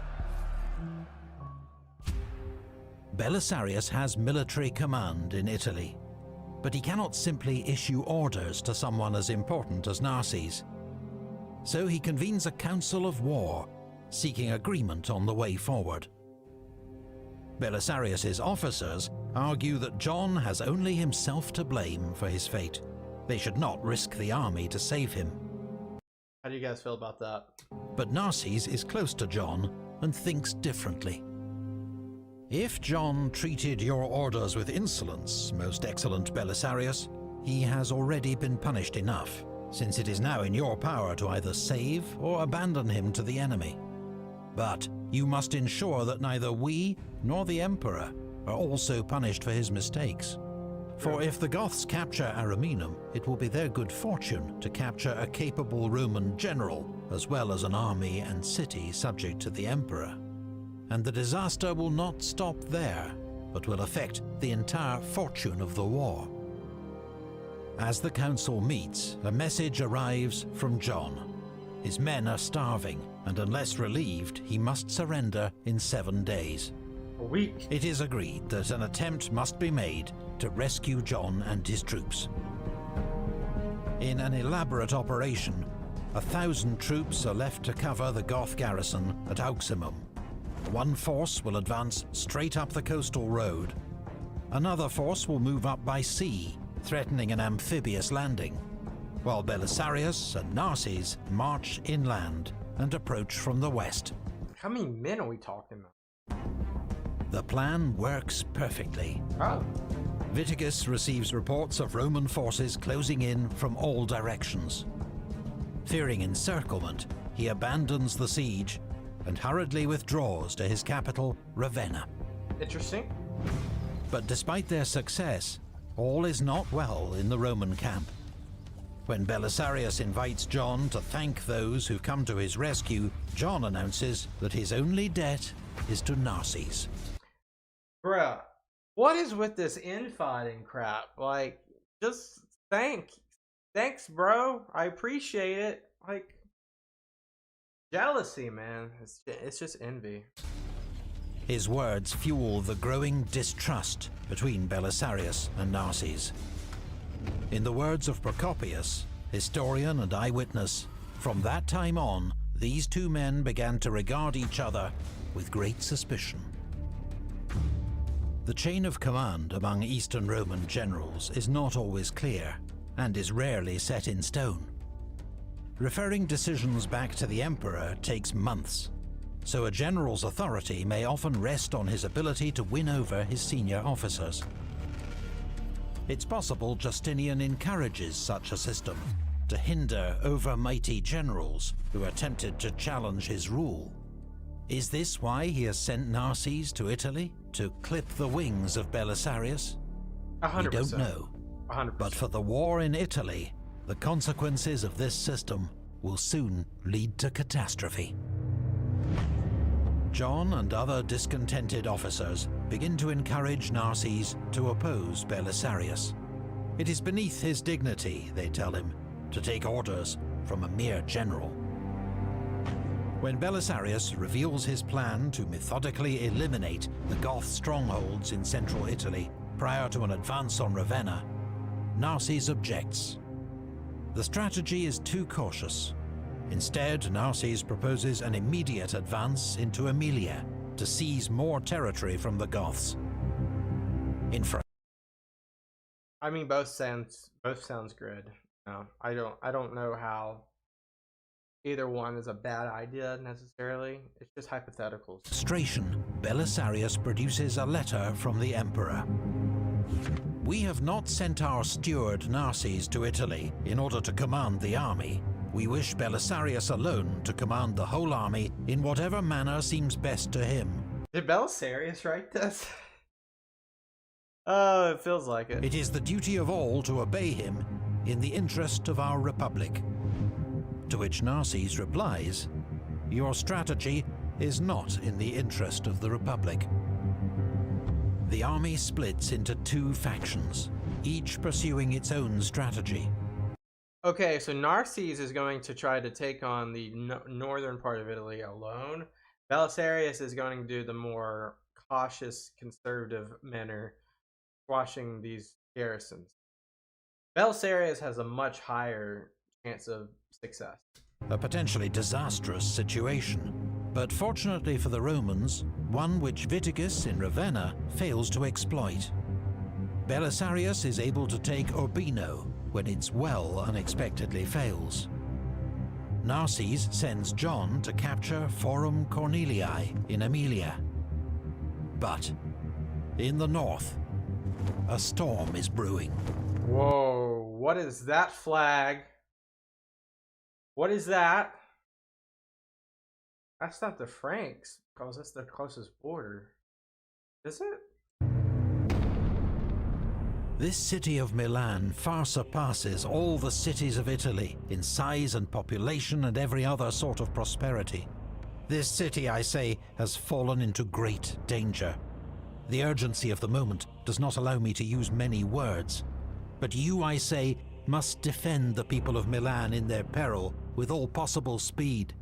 If you hesitate to come to us in the present crisis, the result will be that we will perish, after suffering the most cruel fate possible.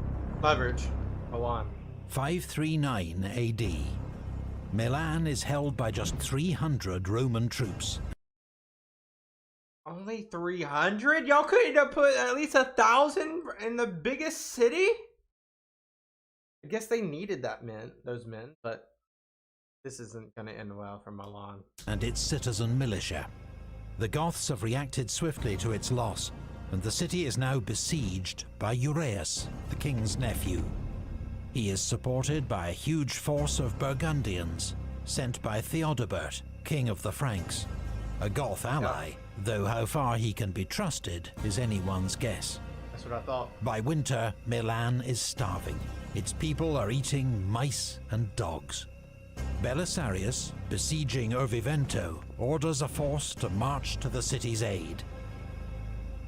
But when its commanders learn of the size of the Burgundian force, they halt at the River Po and refuse to go further without support from John and his troops in Emilia. By now, John only obeys orders from Narses. By the time Belisarius has written to Narses and persuaded him of the urgency of the situation, it is too late.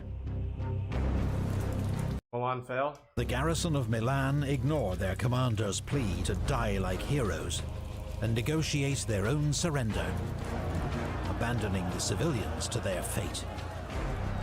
Goths and Burgundians slaughter every male they can find in the city. This is just getting bloody at this point, guys. Women and children are given to the Burgundians as slaves. One of the greatest cities in Italy is plundered and razed to the ground.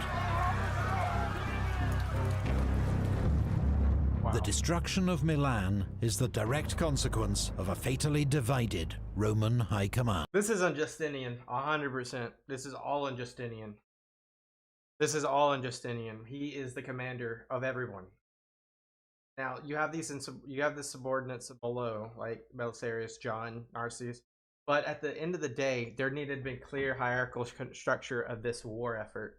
Justinian is the emperor of the Romans.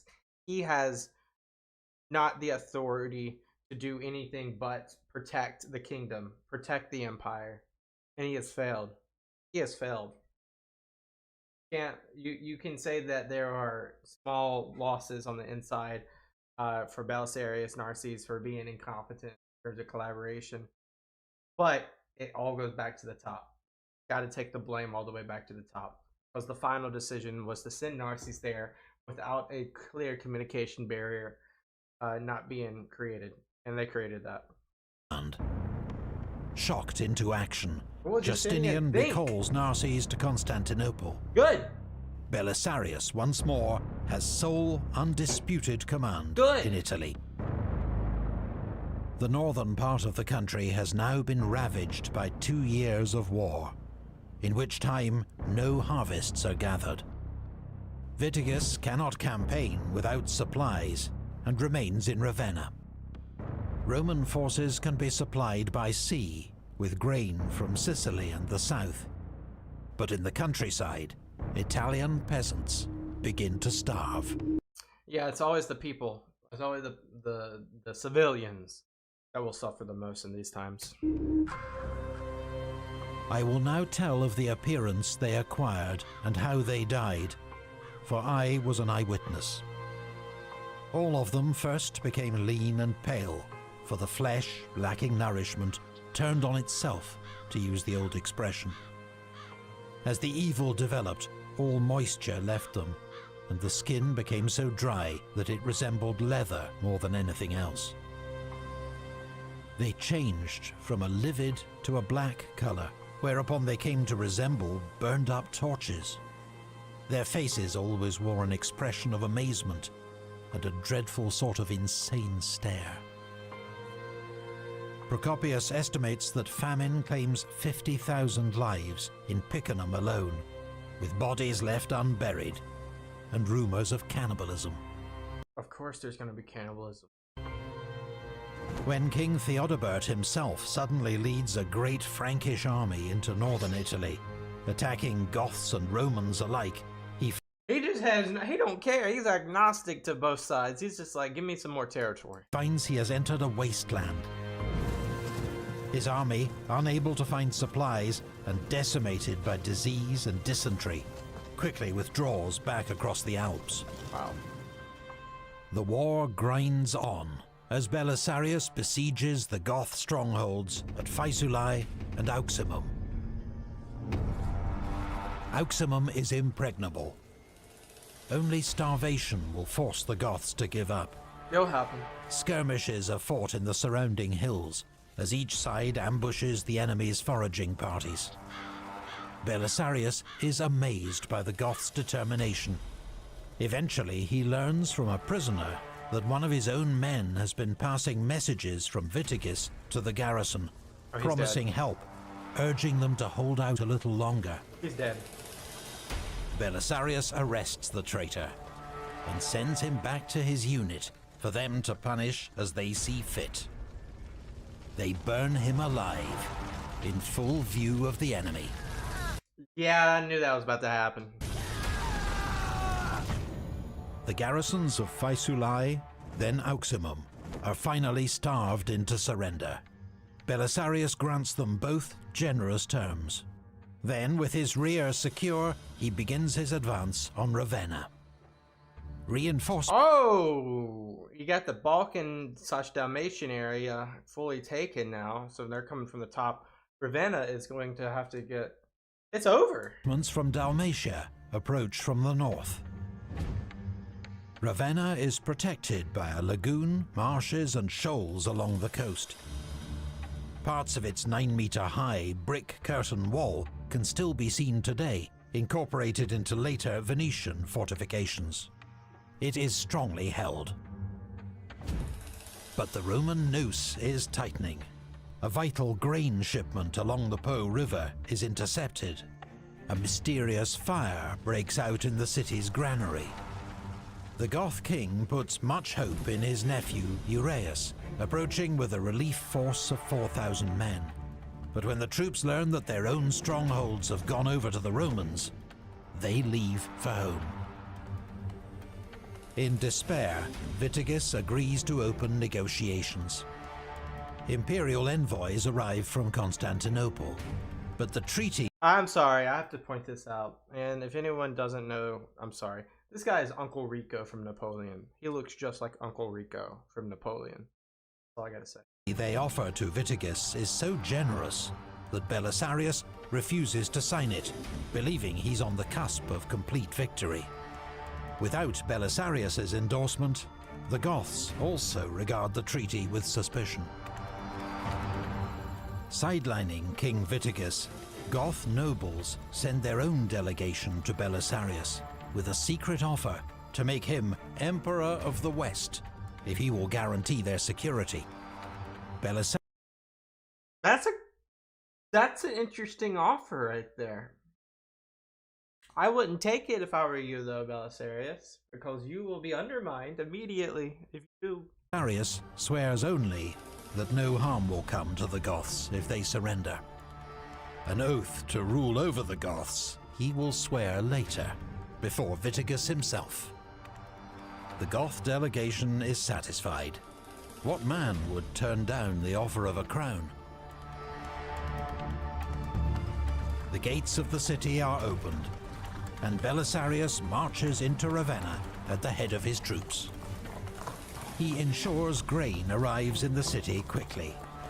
Then he tells the Goth warriors, who outnumber the Romans, to disperse back to their homes. There is no plundering of private property, and no violence. Belisarius has triumphed. But it will soon emerge he is not playing straight with the Goths. While I watched the entry of the Roman army into Ravenna at that time, it occurred to me that the outcome of events is determined not by the wisdom of men, nor any other virtue on their part, but that there is some supernatural power that is ever warping their intentions, and leading them in such a way that nothing will hinder that which is being brought to pass. For though the Goths were greatly superior to their enemy in number and power, and had neither lost a great battle nor been humbled by any other disaster, still they were made captives by the weaker army, and regarded the name of slavery as no insult. The days pass. The Goths await an announcement from Belisarius that he will crown himself Emperor of the West and rule over them. It never comes. Belisarius has no intention of betraying the Emperor. He's allowed the Goths to think that he'll accept their offer, only to end the war as swiftly as possible. The Goths begin to feel they've been tricked, betrayed even. Suspicions which are confirmed when Belisarius is recalled to Constantinople. He leaves with the Goth treasury and his prisoners, including Vitiges. There's gonna be an uprising immediately now. Belisarius's rivals ensure that Justinian hears all about the Goths' offer of an imperial throne. But for the moment, the emperor faces a far greater concern. Persia? One of Vitiges' last acts as king had been to send 2 secret agents to the court of King Khosrow in far-off Persia, with a plea for aid against their shared enemy, the Eastern Roman Empire. Khosrow needs no encouragement. He's been watching as Justinian strips his eastern frontier of troops for his wars in the west. Now, Sasanian armies are on the march. Khosrow has set his sights on Antioch, second city of the empire, capital of the Roman Near East. Justinian believes only one man can stop him: Belisarius. Might as well. I mean, this guy's the main character at this point. Thank you again. Guys, this is going to be epic. I can't wait. Are you guys serious right now? This is an amazing series that I didn't even realize happened. You know, when you have like a memory of like all things that have happened in history, you have all these puzzle pieces of like the different years and the different politics and nations and what happened to these lands. Because look, these lands right here, especially like this screen grab right here that we're looking at, how many times in history were things happening here? This is the cradle of civilization here, whether it be Mesopotamia, the Levant, Anatolia, Egypt, and we're about to witness them. I can't wait.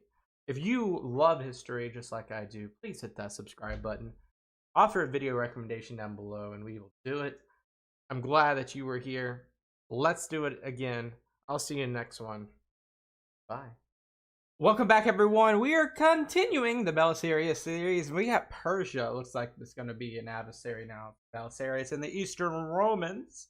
Glad that you're here. This is going to be a fun, interesting reaction to history. If you like history, make sure you hit that like button and make sure you hit that subscribe button. Let's jump right into it. 540 AD. Khosrow, Sassanid king of Persia, is invading the Eastern Roman Empire. His huge army marches along the banks of the Euphrates River. Sura falls before them. Hierapolis is ransomed for 2,000 pounds of silver. That don't seem like a lot. Berea burns. Then, to the horror of all Romans, Khosrow takes Antioch, second city of the empire, the Roman capital of the Near East. The city burns. Soldiers flee. Civilians are massacred. And it's always the worst that comes to the civilians, guys. The historian Procopius writes, "I become dizzy as I write about such a great calamity, and transmit it to future times to remember. I cannot understand why it should be God's will to exalt the fortunes of a man or place, and then to obliterate them for no cause that is apparent to us." Meaning, this entirety of this battle, the death, the calamity is all for what? For opinions? For glory? What is it for? After years of victories, Justinian's empire is rocked by this devastating onslaught. The emperor can send only his cousin Germanus and 300 soldiers, with a promise of a great army to follow. But there is no great army. Roman forces are tied down fighting Justinian's wars in the west. Instead, he will dispatch his greatest general, Belisarius, and pray for a miracle. All you can Little do. knowing that the empire is about to be plunged into an even greater catastrophe, unlike anything the world has ever seen before. Plague? Yep, plague. Do it. Trouble had been brewing on Justinian's eastern frontier for years. The Eastern Roman and Sassanid empires, the two great powers of the Middle East, had signed a treaty of eternal peace just 8 years before. Sure. But Khosrow had looked on with growing alarm, as Roman forces, led by Belisarius, had reconquered first North Africa, then Italy. Half in jest, Khosrow asks Justinian for his share of the tribute, since these victories are only possible because he's granted the Romans peace. He's granted them a chance to live. He feels that he has the cards. But the joke is wearing thin. Khosrow receives envoys from the Goths in Italy and the Armenians, who beg him for aid. Justinian, they tell him, has conceived the desire of seizing the entire earth.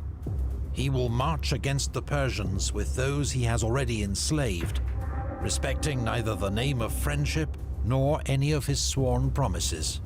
Is that a lie? In 540, Khosrow accuses the Eastern Emperor of paying Huns to raid Persian land and trying to bribe his Arab allies to switch sides. Then he attacks. Justinian has stripped the frontier of its best troops to reinforce his army in Italy. There is no Roman force that can stand up to Khosrow's invasion. Antioch is sacked. Survivors are enslaved and sent to Persia. Khosrow then marches to the coast and symbolically bathes in the waters of the Mediterranean. Okay. He moves on to Apamea, where he demands 1,000 pounds of silver, but lets the priests keep their piece of the true cross. He then fixes the local chariot race, so that Justinian's favourite team, the Blues, lose.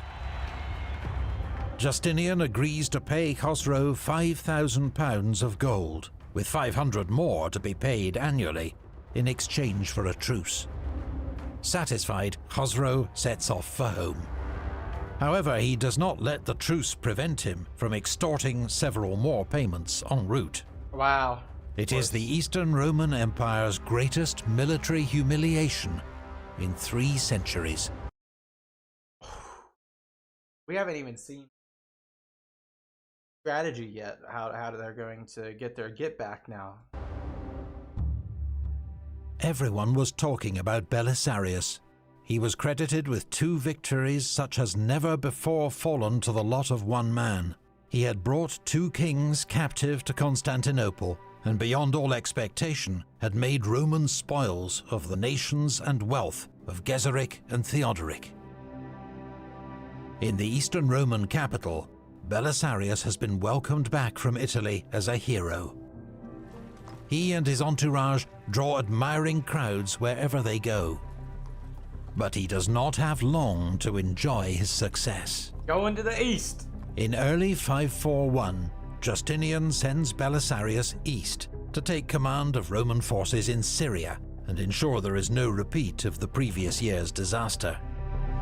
Belisarius's wife, Antonina, has accompanied him on previous campaigns to North Africa and Italy and proved herself a valuable advisor and deputy.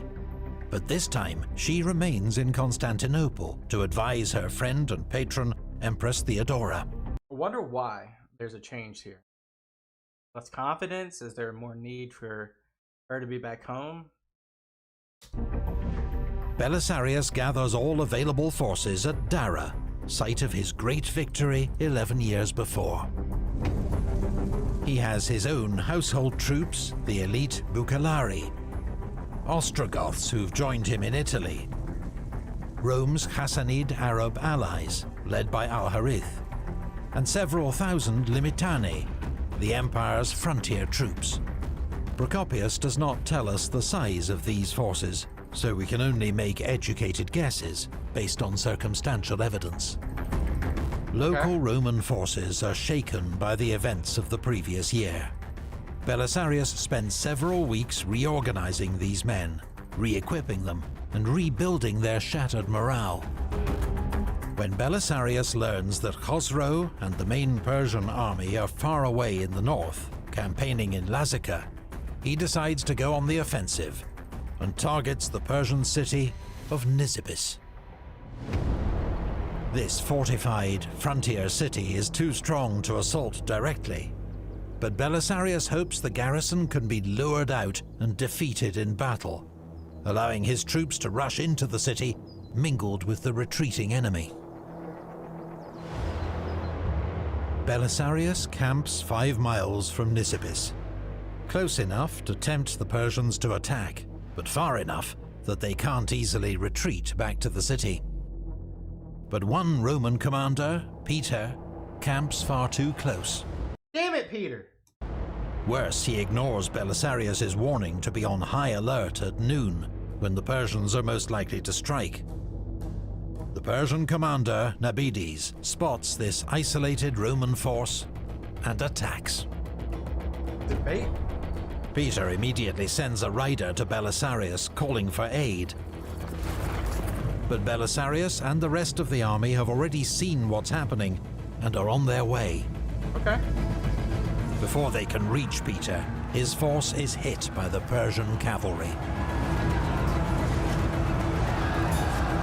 After a brief fight, his troops scatter. 50 men are killed. A Roman standard is lost. When Belisarius arrives with reinforcements, he drives off the Persians, who retreat into the city, leaving behind more than 100 dead. But the loss of a Roman standard in such a pointless skirmish is a bitter blow.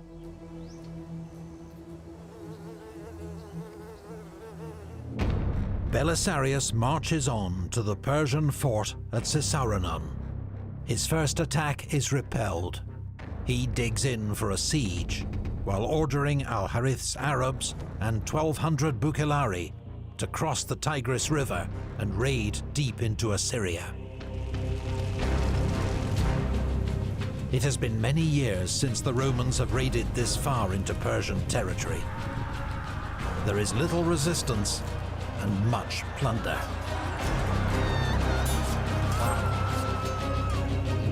Caesarion runs out of food and surrenders to Belisarius. But the Roman general has run out of time. His troops are exhausted by the extreme summer heat, and yeah, you're in the middle of the desert too. third are sick. His Limitani wish to return to their homes, now threatened by the start of the Arab raiding season. There's an Arab raiding season? While Al-Harith and his men have gone AWOL. It later emerges they've ridden straight home to avoid sharing their loot with the Romans. Belisarius, having achieved as much as he can with his limited force, withdraws back into Roman territory. At the opening of spring, Khosrow, son of Kavad, for the third time began an invasion into the land of the Romans with a large army, keeping the Euphrates River on the right. The Emperor Justinian, upon learning of the inroad of the Persians, sent Belisarius against them once more. 542 AD. Belisarius spends the winter in Constantinople, but in early spring, news arrives that Khosrow is preparing to invade again. Is he gonna bring the elephants again? Belisarius races back to the Eastern Front, using horses of the famous Cursus Publicus, the Roman postal service, with fresh remounts at every stage. A journey that normally takes a month can be completed in around 8 days. That is really cool. That is like 4x faster. Local commanders warn that Khosrow is approaching with the biggest army yet. They want to hole up in Hierapolis and hide behind its strong walls. Belisarius has a different plan. If Khosrow were attacking any other people but Romans, this plan of yours would be safe and sensible. But as immediately after leaving here, this barbarian plans to fall upon some other territory of the Emperor, be assured that to die bravely would be better in every way than to be saved without a fight. For this would justly be called not salvation, but treason. Are we saying that holding out is treason? That's an interesting perspective there. So come as quickly as possible to Europos, where, after collecting the whole army, I hope to deal with the enemy as God permits. Do it! Khosrow is counting on another lucrative plundering expedition. This time he plans to raid Palestine and pillage Jerusalem. But when he hears Belisarius himself has arrived and is gathering a Roman army at Europos, he hesitates. He sends an envoy, Abandanes, to meet Belisarius on the pretext of reopening negotiations, but really to gauge his strength. For almost the first time in 10 years, Procopius is not at Belisarius' side. He has remained in Constantinople. In fact, Once again, another usual suspect, not suspect, usual person that's near Belisarius, his wife and now his historian, not there. Something's different. his days of campaigning with the great Roman general are over. He's old. Nonetheless, he provides a detailed description of what follows. Oh. Belisarius meets Khosrow's envoy far from the Roman camp. surrounded by an imposing number of his most fearsome warriors, including Thracians, Illyrians, Goths, and Vandals. Yeah, you got the Goths on the left, you got the Vandals on the right. They have been hand-picked to make an impression. All are tall, strongly built men, armed to the teeth, and seem completely unconcerned by the arrival of a Persian envoy. Belisarius himself speaks in a carefree manner. This course that Khosrow has chosen is not how men usually behave. If other men have a dispute with their neighbour, they first try to negotiate with him, and only go to war if they do not receive satisfaction. But so they're going to war, then they're trying to negotiate. He first comes into the midst of the Romans, and then makes suggestions about peace. With that, Belisarius dismisses the envoy. The envoy returns to Khosrow and urges the king to avoid battle at all costs. The enemy are not like any men he's seen before. They are formidable and disciplined. Their commander is wise and imposing. The king should withdraw as soon as possible. No way he does that, though. Khosrow takes his advice. The Persian army crosses the Euphrates and marches home. I did not expect that. Belisarius appears to have bluffed a stronger enemy into retreat and saved huge swathes of the empire from plunder and pillage. According to Procopius, the Romans praised Belisarius. He seemed to have achieved greater glory in their eyes by this feat than when he brought Gelimer or Witigis captive to Constantinople. In truth, it was an achievement of great importance and deserving great praise, at a time when all the Romans were hiding in terror behind their defences. Really cool. Belisarius and his Bucellari, putting on a show that is so intimidating and deceptive that the Persian king abandons his campaign. It's a famous and memorable scene. But did it ever happen? Many historians believe that something even more terrifying caused Khosrow's rapid withdrawal. He'd discovered the empire was riddled with plague.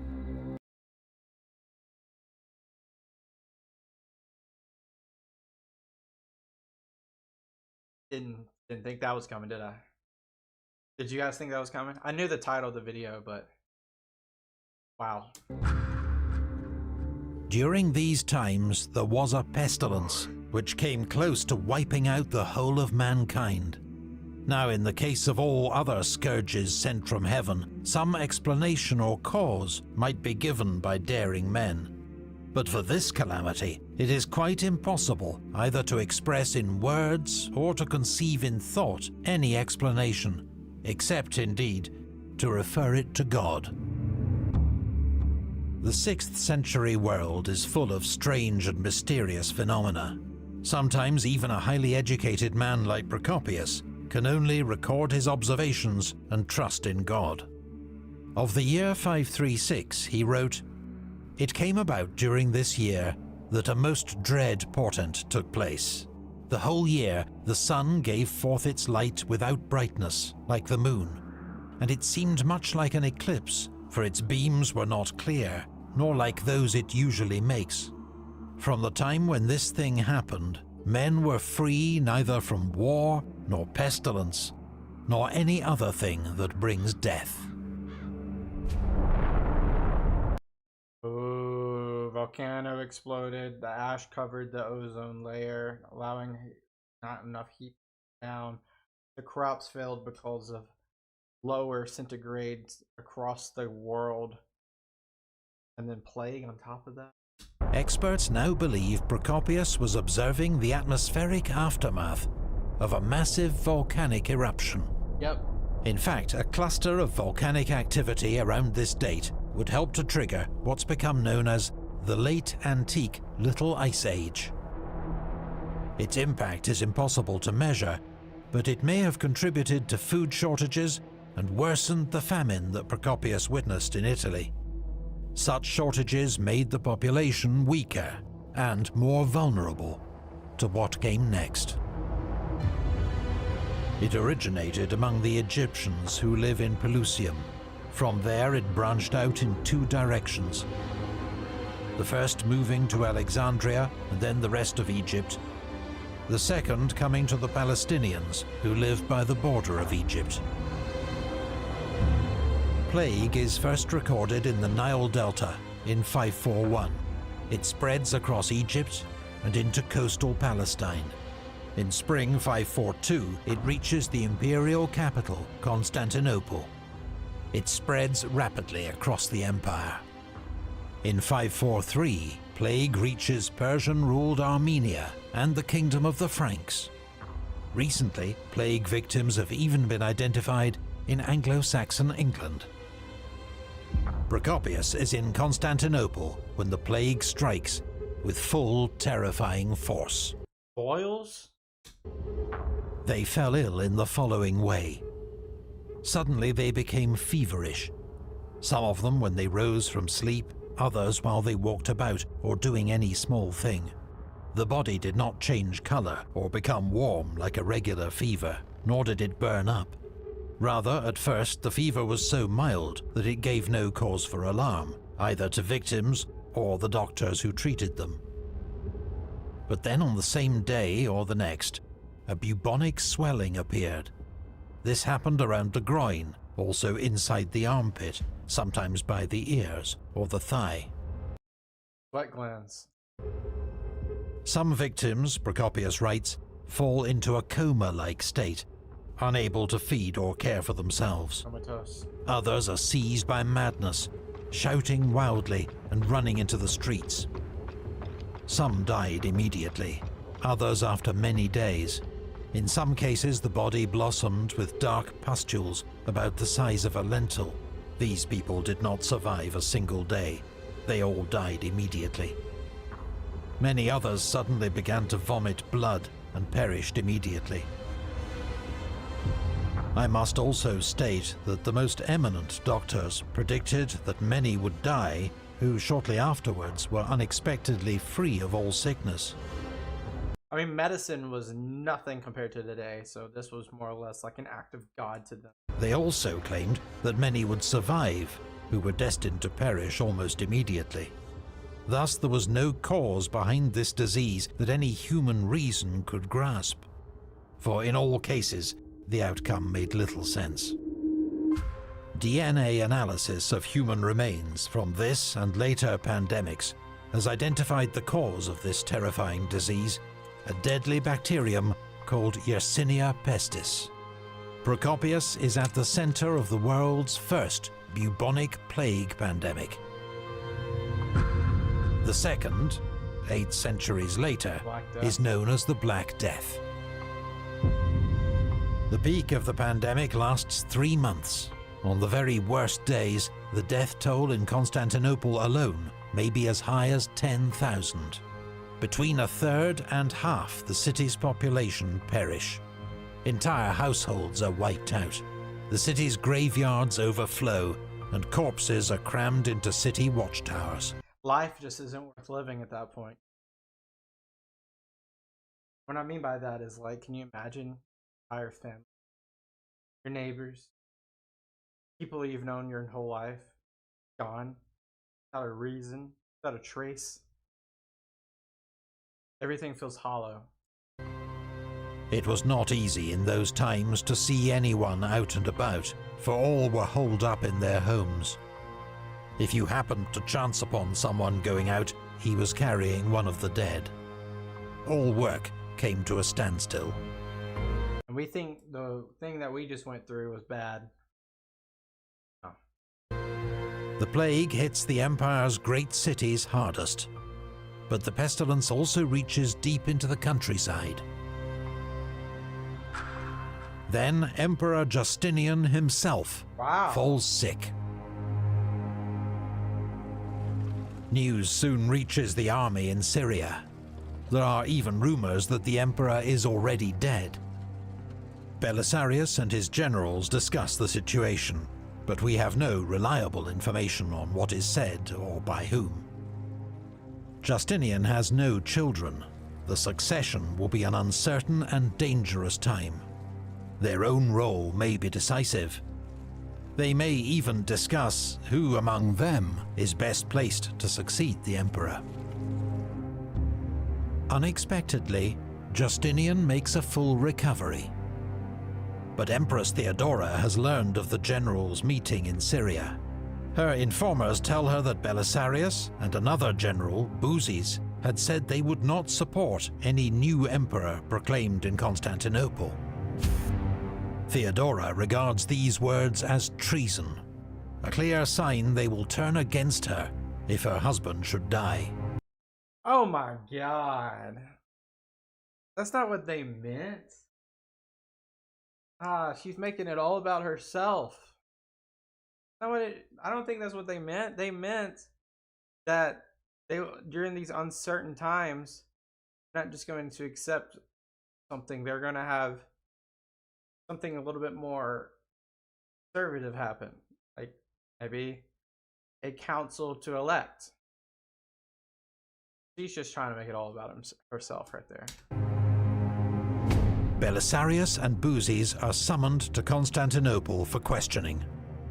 Theodora cannot prove their treason, but both men experience a sudden, dramatic fall from favor. Procopius claims that Buzes spends more than 2 years in a secret prison. Belisarius, the emperor's most successful general, escapes imprisonment, but his disgrace is total. He is all because this woman thinks, come on. Dismissed from command and loses much of his fortune. His famed bucellari are split up and distributed amongst other commanders. It just pisses me off so much. He should have just... You said treason, right? Belisarius lives in Constantinople as a private citizen for more than a year. While abroad, Justinian's empire slides towards crisis. The plague has killed a multitude of Roman citizens and soldiers, and severely disrupted government, trade, and taxation. The whole world, though. In Armenia, a Roman offensive ends in humiliating defeat. In North Africa, Berber rebels defeat the Romans and kill Solomon the governor. While in Italy, the Ostrogoths have rallied under a new king, Totila, retaken most of Belisarius's gains, and again threaten Rome itself. All because we had a treasonous general.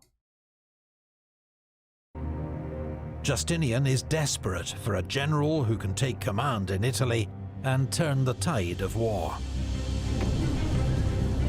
544 AD. Belisarius is recalled from disgrace and given back his old command in Italy. I'd ask for everything. But the emperor has no troops to spare, and Belisarius's bucellari are still in the east.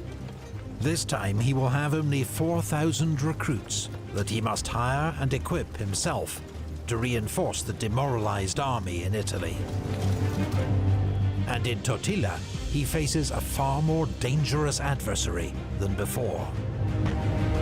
He is poorly resourced and has been ungratefully treated by his emperor. But Belisarius loyally marches to war again, in what will prove his final campaign. What does that mean? Does that mean he dies? Does he die? I don't know. Guys, I can't tell you how that Empress just pisses me off now. That Empress pissed me off. You just gotta talk. You gotta talk. You're safe in Constantinople. I should have let those people taken you at 532 when they revolted against y'all. I saved y'all then. I took y'all. This is me being Belisarius. I took North Africa. I took Italy. I took the Ostrogoth throne. I took the Vandal throne. I could have had it all. But I loyally came back. And I, through plague and conquest, stayed by y'all's side. Answered the call to go fight Persia. Took down an amazing army without lifting an arm. Called me treasonous. That's when I would have been.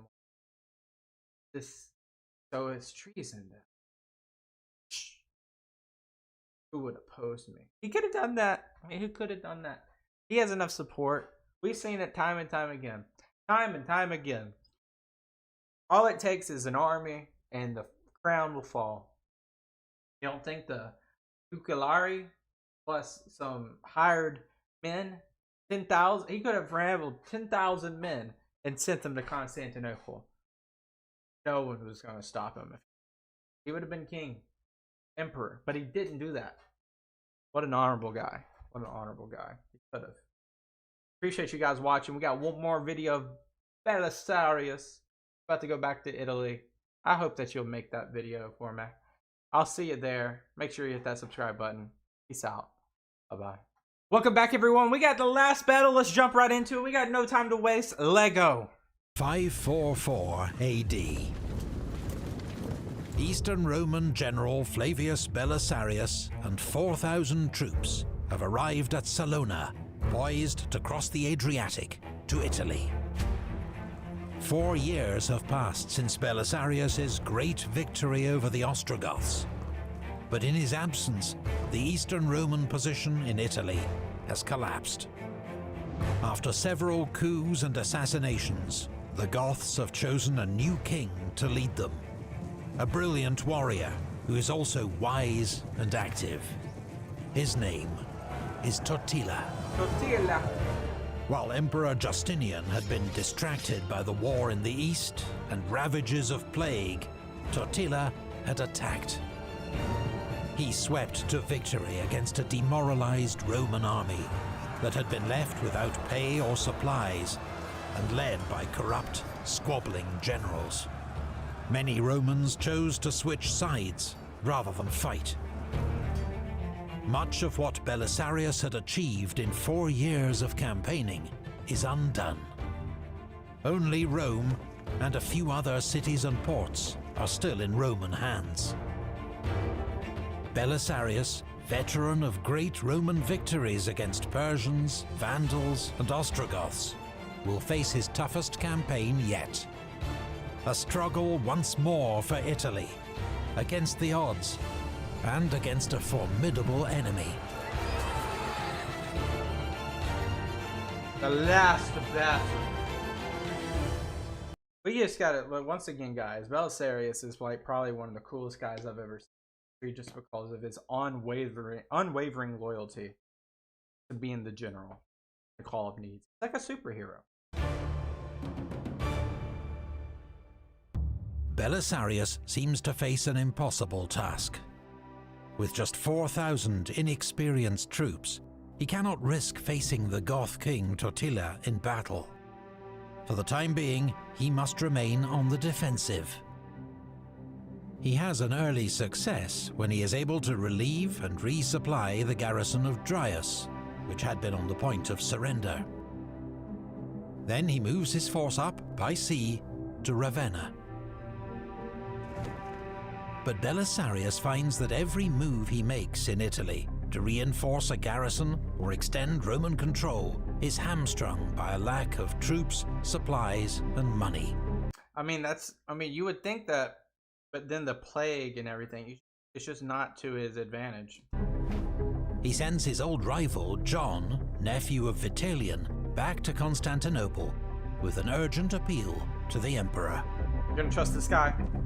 We have arrived in Italy, most mighty emperor, without men, horses, arms, or money. And no man, I think, can carry on a war without a plentiful supply of these things. Duh. Belisarius asks, above all, that his household troops, his famed Bucellari, be released from service in the east and sent to join him in Italy. Belisarius withdraws to Dyrrachium to await the emperor's reply. Totila, meanwhile, tightens his grip on central Italy. You go for Rome? And in late 545, he advances on Rome. Here we go again. The Eternal City is held by just 3,000 Roman troops, Not bad. commanded by Bessas. Not bad. For months, the Goths have been intercepting supplies sent to the city. Civilians are already starving. The garrison will be next. The city cannot hold out for long. A few months later, John rejoins Belisarius at Dyrrhachium with some reinforcements. But not for the first time, the two generals disagree about their next move. John wants to cross to southern Italy and march overland to Rome, a journey that could take 40 days. Belisarius thinks they'll be too late to save the city. He wants to get troops and supplies there as fast as possible, which means sailing directly to Portus, a 5-day voyage in favourable winds. John can land in southern Italy, clear the region of Goths, and meet Belisarius near Rome. That makes sense. Belisarius's plan risks dividing his small force, but it may, at a stroke, secure Rome and southern Italy for the Emperor. However, his last campaign is to be plagued by misfortune. When Belisarius arrived in Italy, things went wrong with him daily, for he had clearly incurred the enmity of heaven. Belisarius sails for Portus, accompanied by his troops and his wife Antonina. Okay. But they are hit by a storm and have to put in at Dryas. They are spotted by Goths besieging the port, who send word to Totila. By the time Belisarius reaches Portus a few days later, They're there. the Goths are on high alert, ready for any attempt to relieve Rome. Totila knows Belisarius will try to move supplies from Portus to Rome along the Tiber River. So 10 miles downriver from the city, he builds a fortified wooden bridge That's smart. with towers on each bank filled with Goth warriors. It's a formidable obstacle that Belisarius will have to break through to save Rome. Meanwhile, John lands with his troops in the south. He quickly routs local Goth forces and secures the region. But despite appeals from Belisarius, John refuses to march to their rendezvous at Rome. Why? He cites the presence of 300 Goths at Capua, who shadow his movements and convince him that he would be marching into a trap. Belisarius can wait no longer. He leaves Isaac in command at Portus, with strict orders not to leave their only secure base for any reason. He also sends word to Bessas in Rome, ordering him to make a diversionary attack on the Goth camp. Then his convoy of 200 reinforced galleys begins to row up the Tiber, packed with troops and supplies.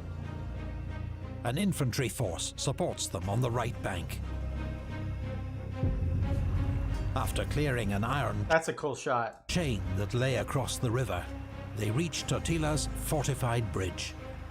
Thanks to skilled reconnaissance, Belisarius not only knows its location, but its exact dimensions. He has built a taller tower, which floats on 2 barges. That is so cool. The Romans push it up to a Goth tower and drop a burning boat packed with pitch and tar on top of it. The tower, with scores of Goth warriors still inside, is incinerated.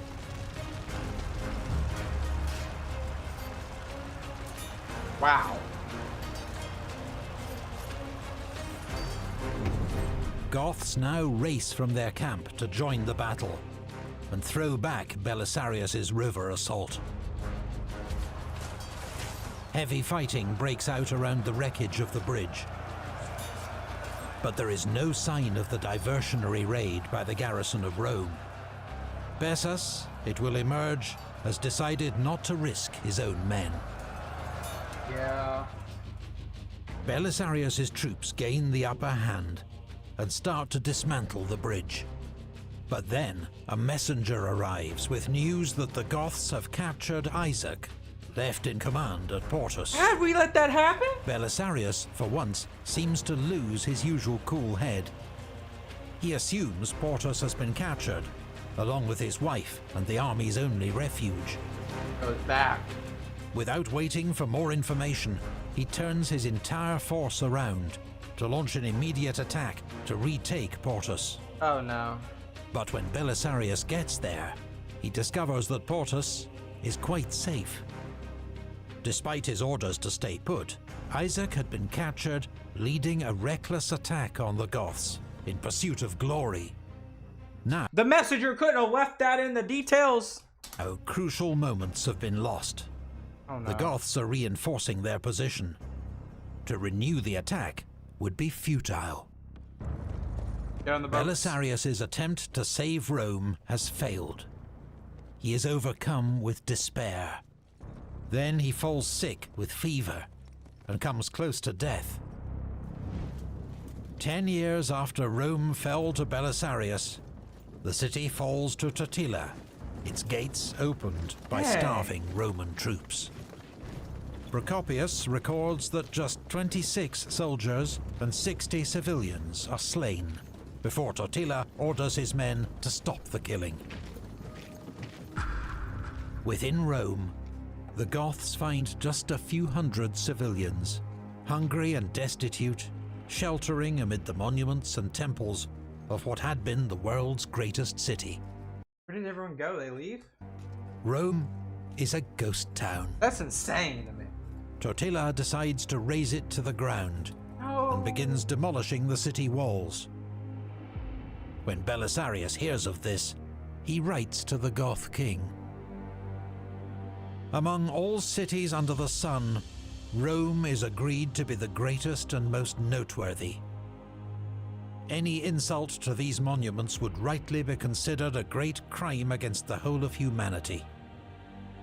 For by such an action, the men of former generations are robbed of the memorials of their virtue, and future generations of the sight of their works.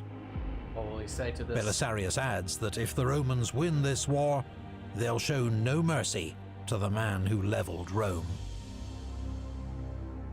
Totila changes his mind. Having destroyed Rome's gates and much of its walls, he marches south, taking the last of its inhabitants with him. John retreats behind the walls of Dryas, and southern Italy is soon back under Goth control. This does not take too long. did it? Rome, the eternal city, is abandoned. I love how they have wolves here. We are told it is forsaken by all living things. But doubtless there are those desperate enough to roam the empty forums and deserted streets. In the spring of 547, Belisarius, recovered from his illness, makes a personal reconnaissance of Rome to inspect its defenses. Word of his movements reaches the Goths, and Belisarius and his escort have to fight their way out of a dangerous ambush. But the Roman general has seen enough. He has decided to reoccupy Rome. There is no Goth garrison to oppose Belisarius, It's a ghost but town. strategically it seems madness. How can he expect to hold the empty city? For 25 days, he and his men work furiously to lay in supplies and shore up the city's defenses before the Goths return. Their presence encourages some Romans to begin moving back into the city. By the time Totila and his army arrive, the Romans have rebuilt much of the walls with loose stone, but they haven't had time to make new gates. The Goths attack, confident of victory. The Romans have a nasty surprise for them. Caltrops spread over the approach routes to maim Goth men and horses. For 2 whole days there is savage fighting at the open gateways.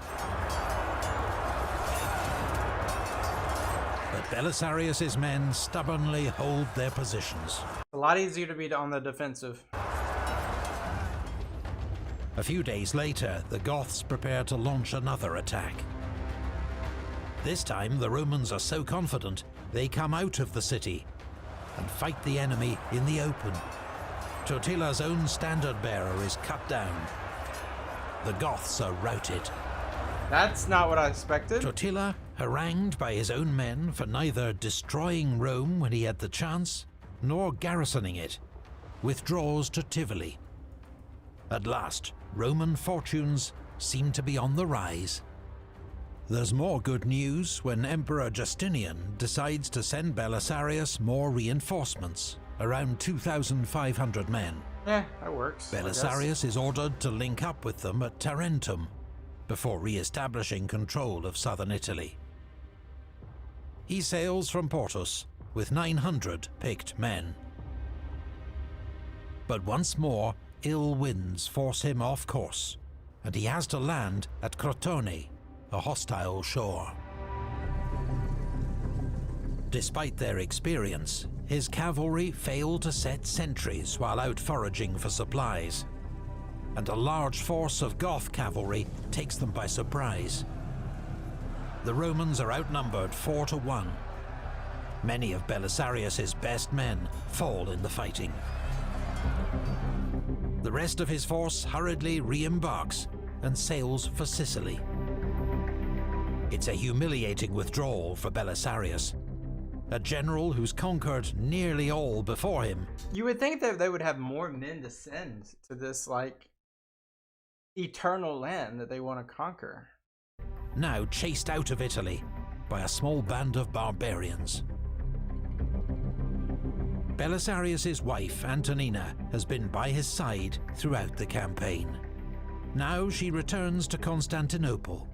As a close friend and confidant of Empress Theodora, she hopes that in person she can persuade her to send Belisarius the troops and supplies he so desperately needs. They don't like each other, though. Empress. The mission will prove futile. Yeah, because the Empress... When Antonina arrives in the capital, she learns that Empress Theodora has fallen sick and died.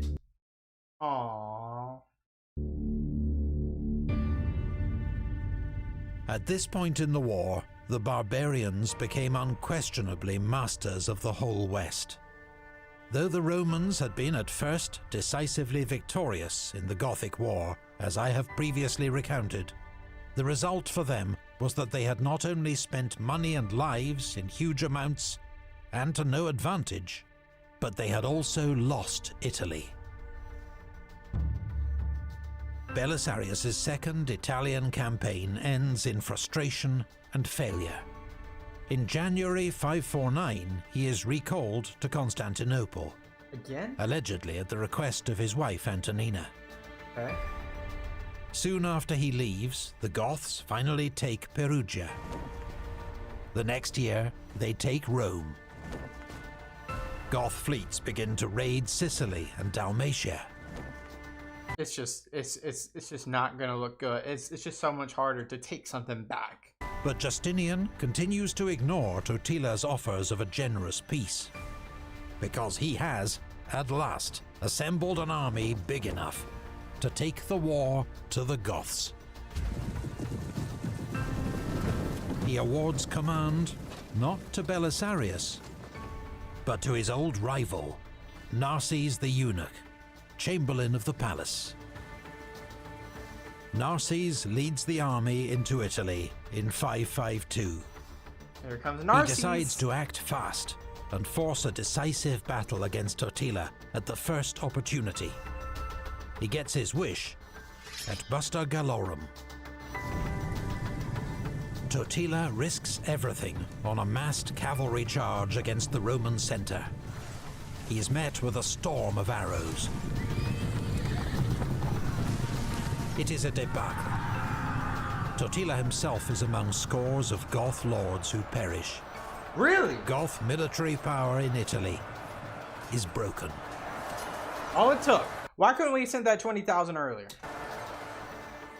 Within 2 years, Narses will win more brilliant victories against the Goths and Franks, and bring the war in Italy to a victorious end. That's all it took. Belisarius's feelings at news of Narses' triumphs can only be guessed at. Joy and gratitude for a Roman victory, but bitterness perhaps that he'd had to fight the war for so long with so little support. Yeah, like, come on, guys. After 25 years commanding Roman troops, Belisarius's military career seems at an end. He lives as a rich and famous patrician in Constantinople and serves as trusted advisor to Justinian. Makes sense. Little more is heard of the great general for several years. Until 559. What happened in 559? And now, after a great lapse of time, as he once more put on his breastplate and helmet and donned the familiar uniform of his younger days, the memory of past exploits came flooding into the old man's mind and filled him with youthful ardor. Intriguers, Turkic warrior nomads, perhaps descended from the Huns of Attila, have menaced the Eastern Roman Empire for decades. Justinian uses a combination of bribes, fortifications, and shrewd diplomacy to keep them at bay. The system does not always work. In 559, their chief, Zabagan, leads the Intriguers south across the frozen Danube.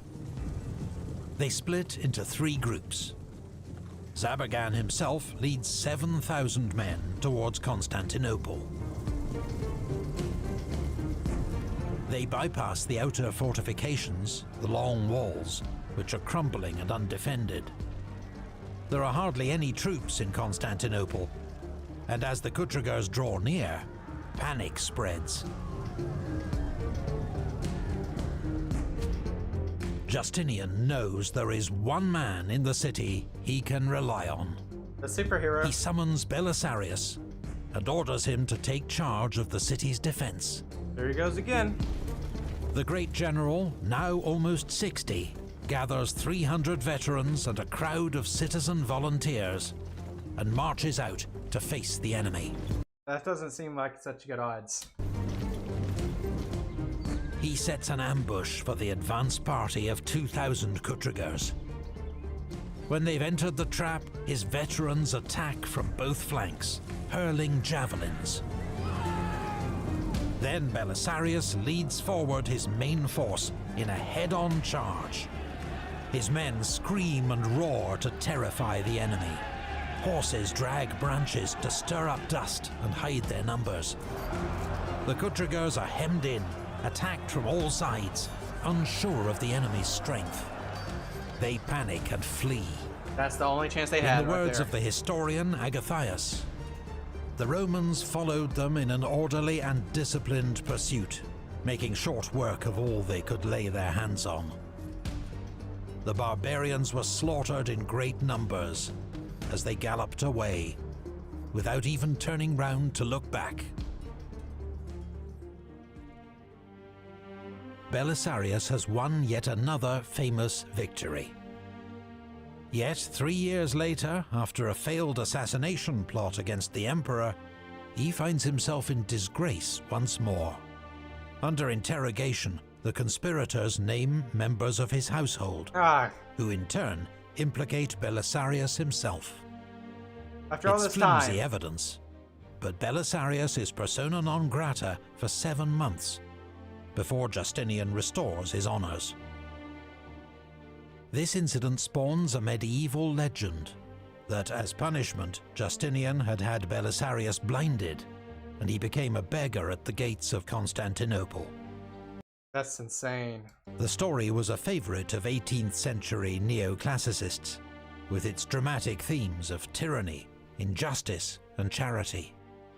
But there is no contemporary evidence to support it. 3 Did it years happen? later, a single line in the Chronicle of Theophanes records the death of one of Rome's greatest generals. In March of this year, in the 13th indiction, Belisarius the patrician died in Constantinople, and his property accrued to the imperial house of Marina. Nothing more is said. The year is 565. Belisarius would have been in his mid-60s. The fate of his wife, Antonina, is not known. As for Procopius, his great work, History of the Wars of Justinian, is published in the 550s, within the lifetime of Justinian and Belisarius. It is an astonishing achievement, from an author who witnessed many of its major events and knew many of the great figures involved. It comes to be regarded as one of the greatest and longest histories to reach us from the ancient world. I gotta cop that. But Procopius also writes another account of these times, unpublished in his lifetime, known as the Secret History. In its introduction, he writes, "I have been forced to conceal the real causes of many of the events recounted in my former books. What? It will now be my duty, in this part of my history, to tell what has hitherto remained untold." What follows is a scandalous assault on the reputations of Theodora and Justinian, Antonina and Belisarius. Procopius describes the imperial couple as vicious, scheming, and above all, greedy for money. Okay, that makes sense. He asserts that Theodora had been a notorious prostitute in her youth, and that Justinian is possessed by demons. Okay. Antonina, he claims, is a serial adulterer who holds the pathetically devoted Belisarius under her spell. Dang. Many of their actions, I swear, I'm not trying to just say it, but this is Napoleon Josephine. even major strategic decisions, are attributed to self-obsession, lust, and manipulation. So many parallels. The secret history remains little known for 1,000 years, until a manuscript copy is found in the Vatican Library and published. Historians have debated its contents ever since. A common view is that this work stems from Procopius's later disillusionment with Justinian's rule, the wars, taxes, and crucially, the influence of Theodora and Antonina. For it is a ferociously misogynistic attack, in which women are insatiable, scheming, deceptive, and vengeful. It is what it is. But it is also clear that much of the secret history is deliberate hyperbole and parody, not to be taken literally, or perhaps even seriously.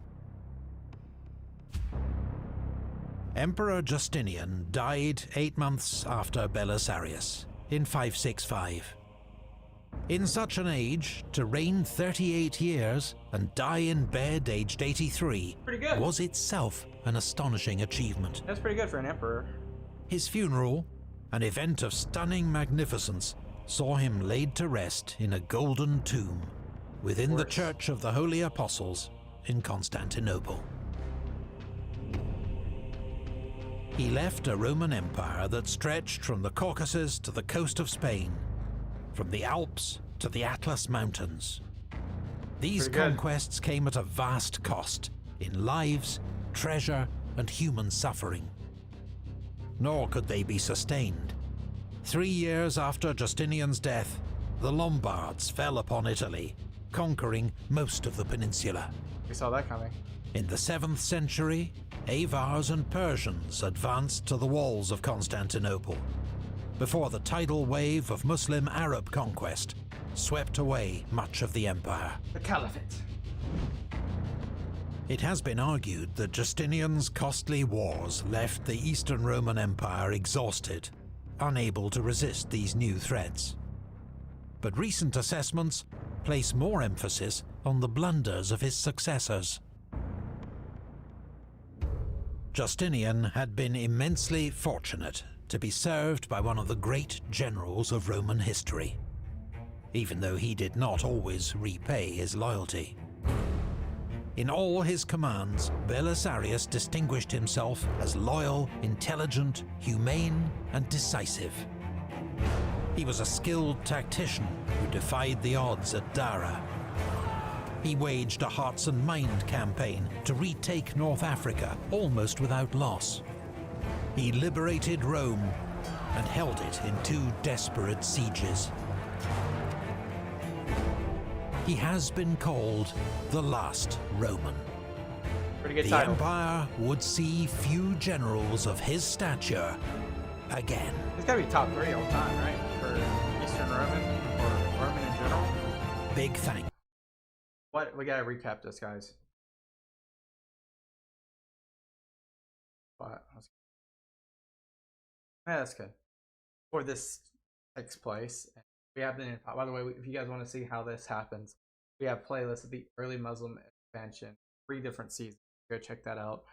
Wow, unbelievable! What a life, Belisarius. Depending on the secret history, we saw an unwavering loyalty to the throne. We saw him take down Persia, sort of, not really. We saw him take down North Africa, the Goths, almost take down the Goths twice, continue his unwavering support. Just remarkable.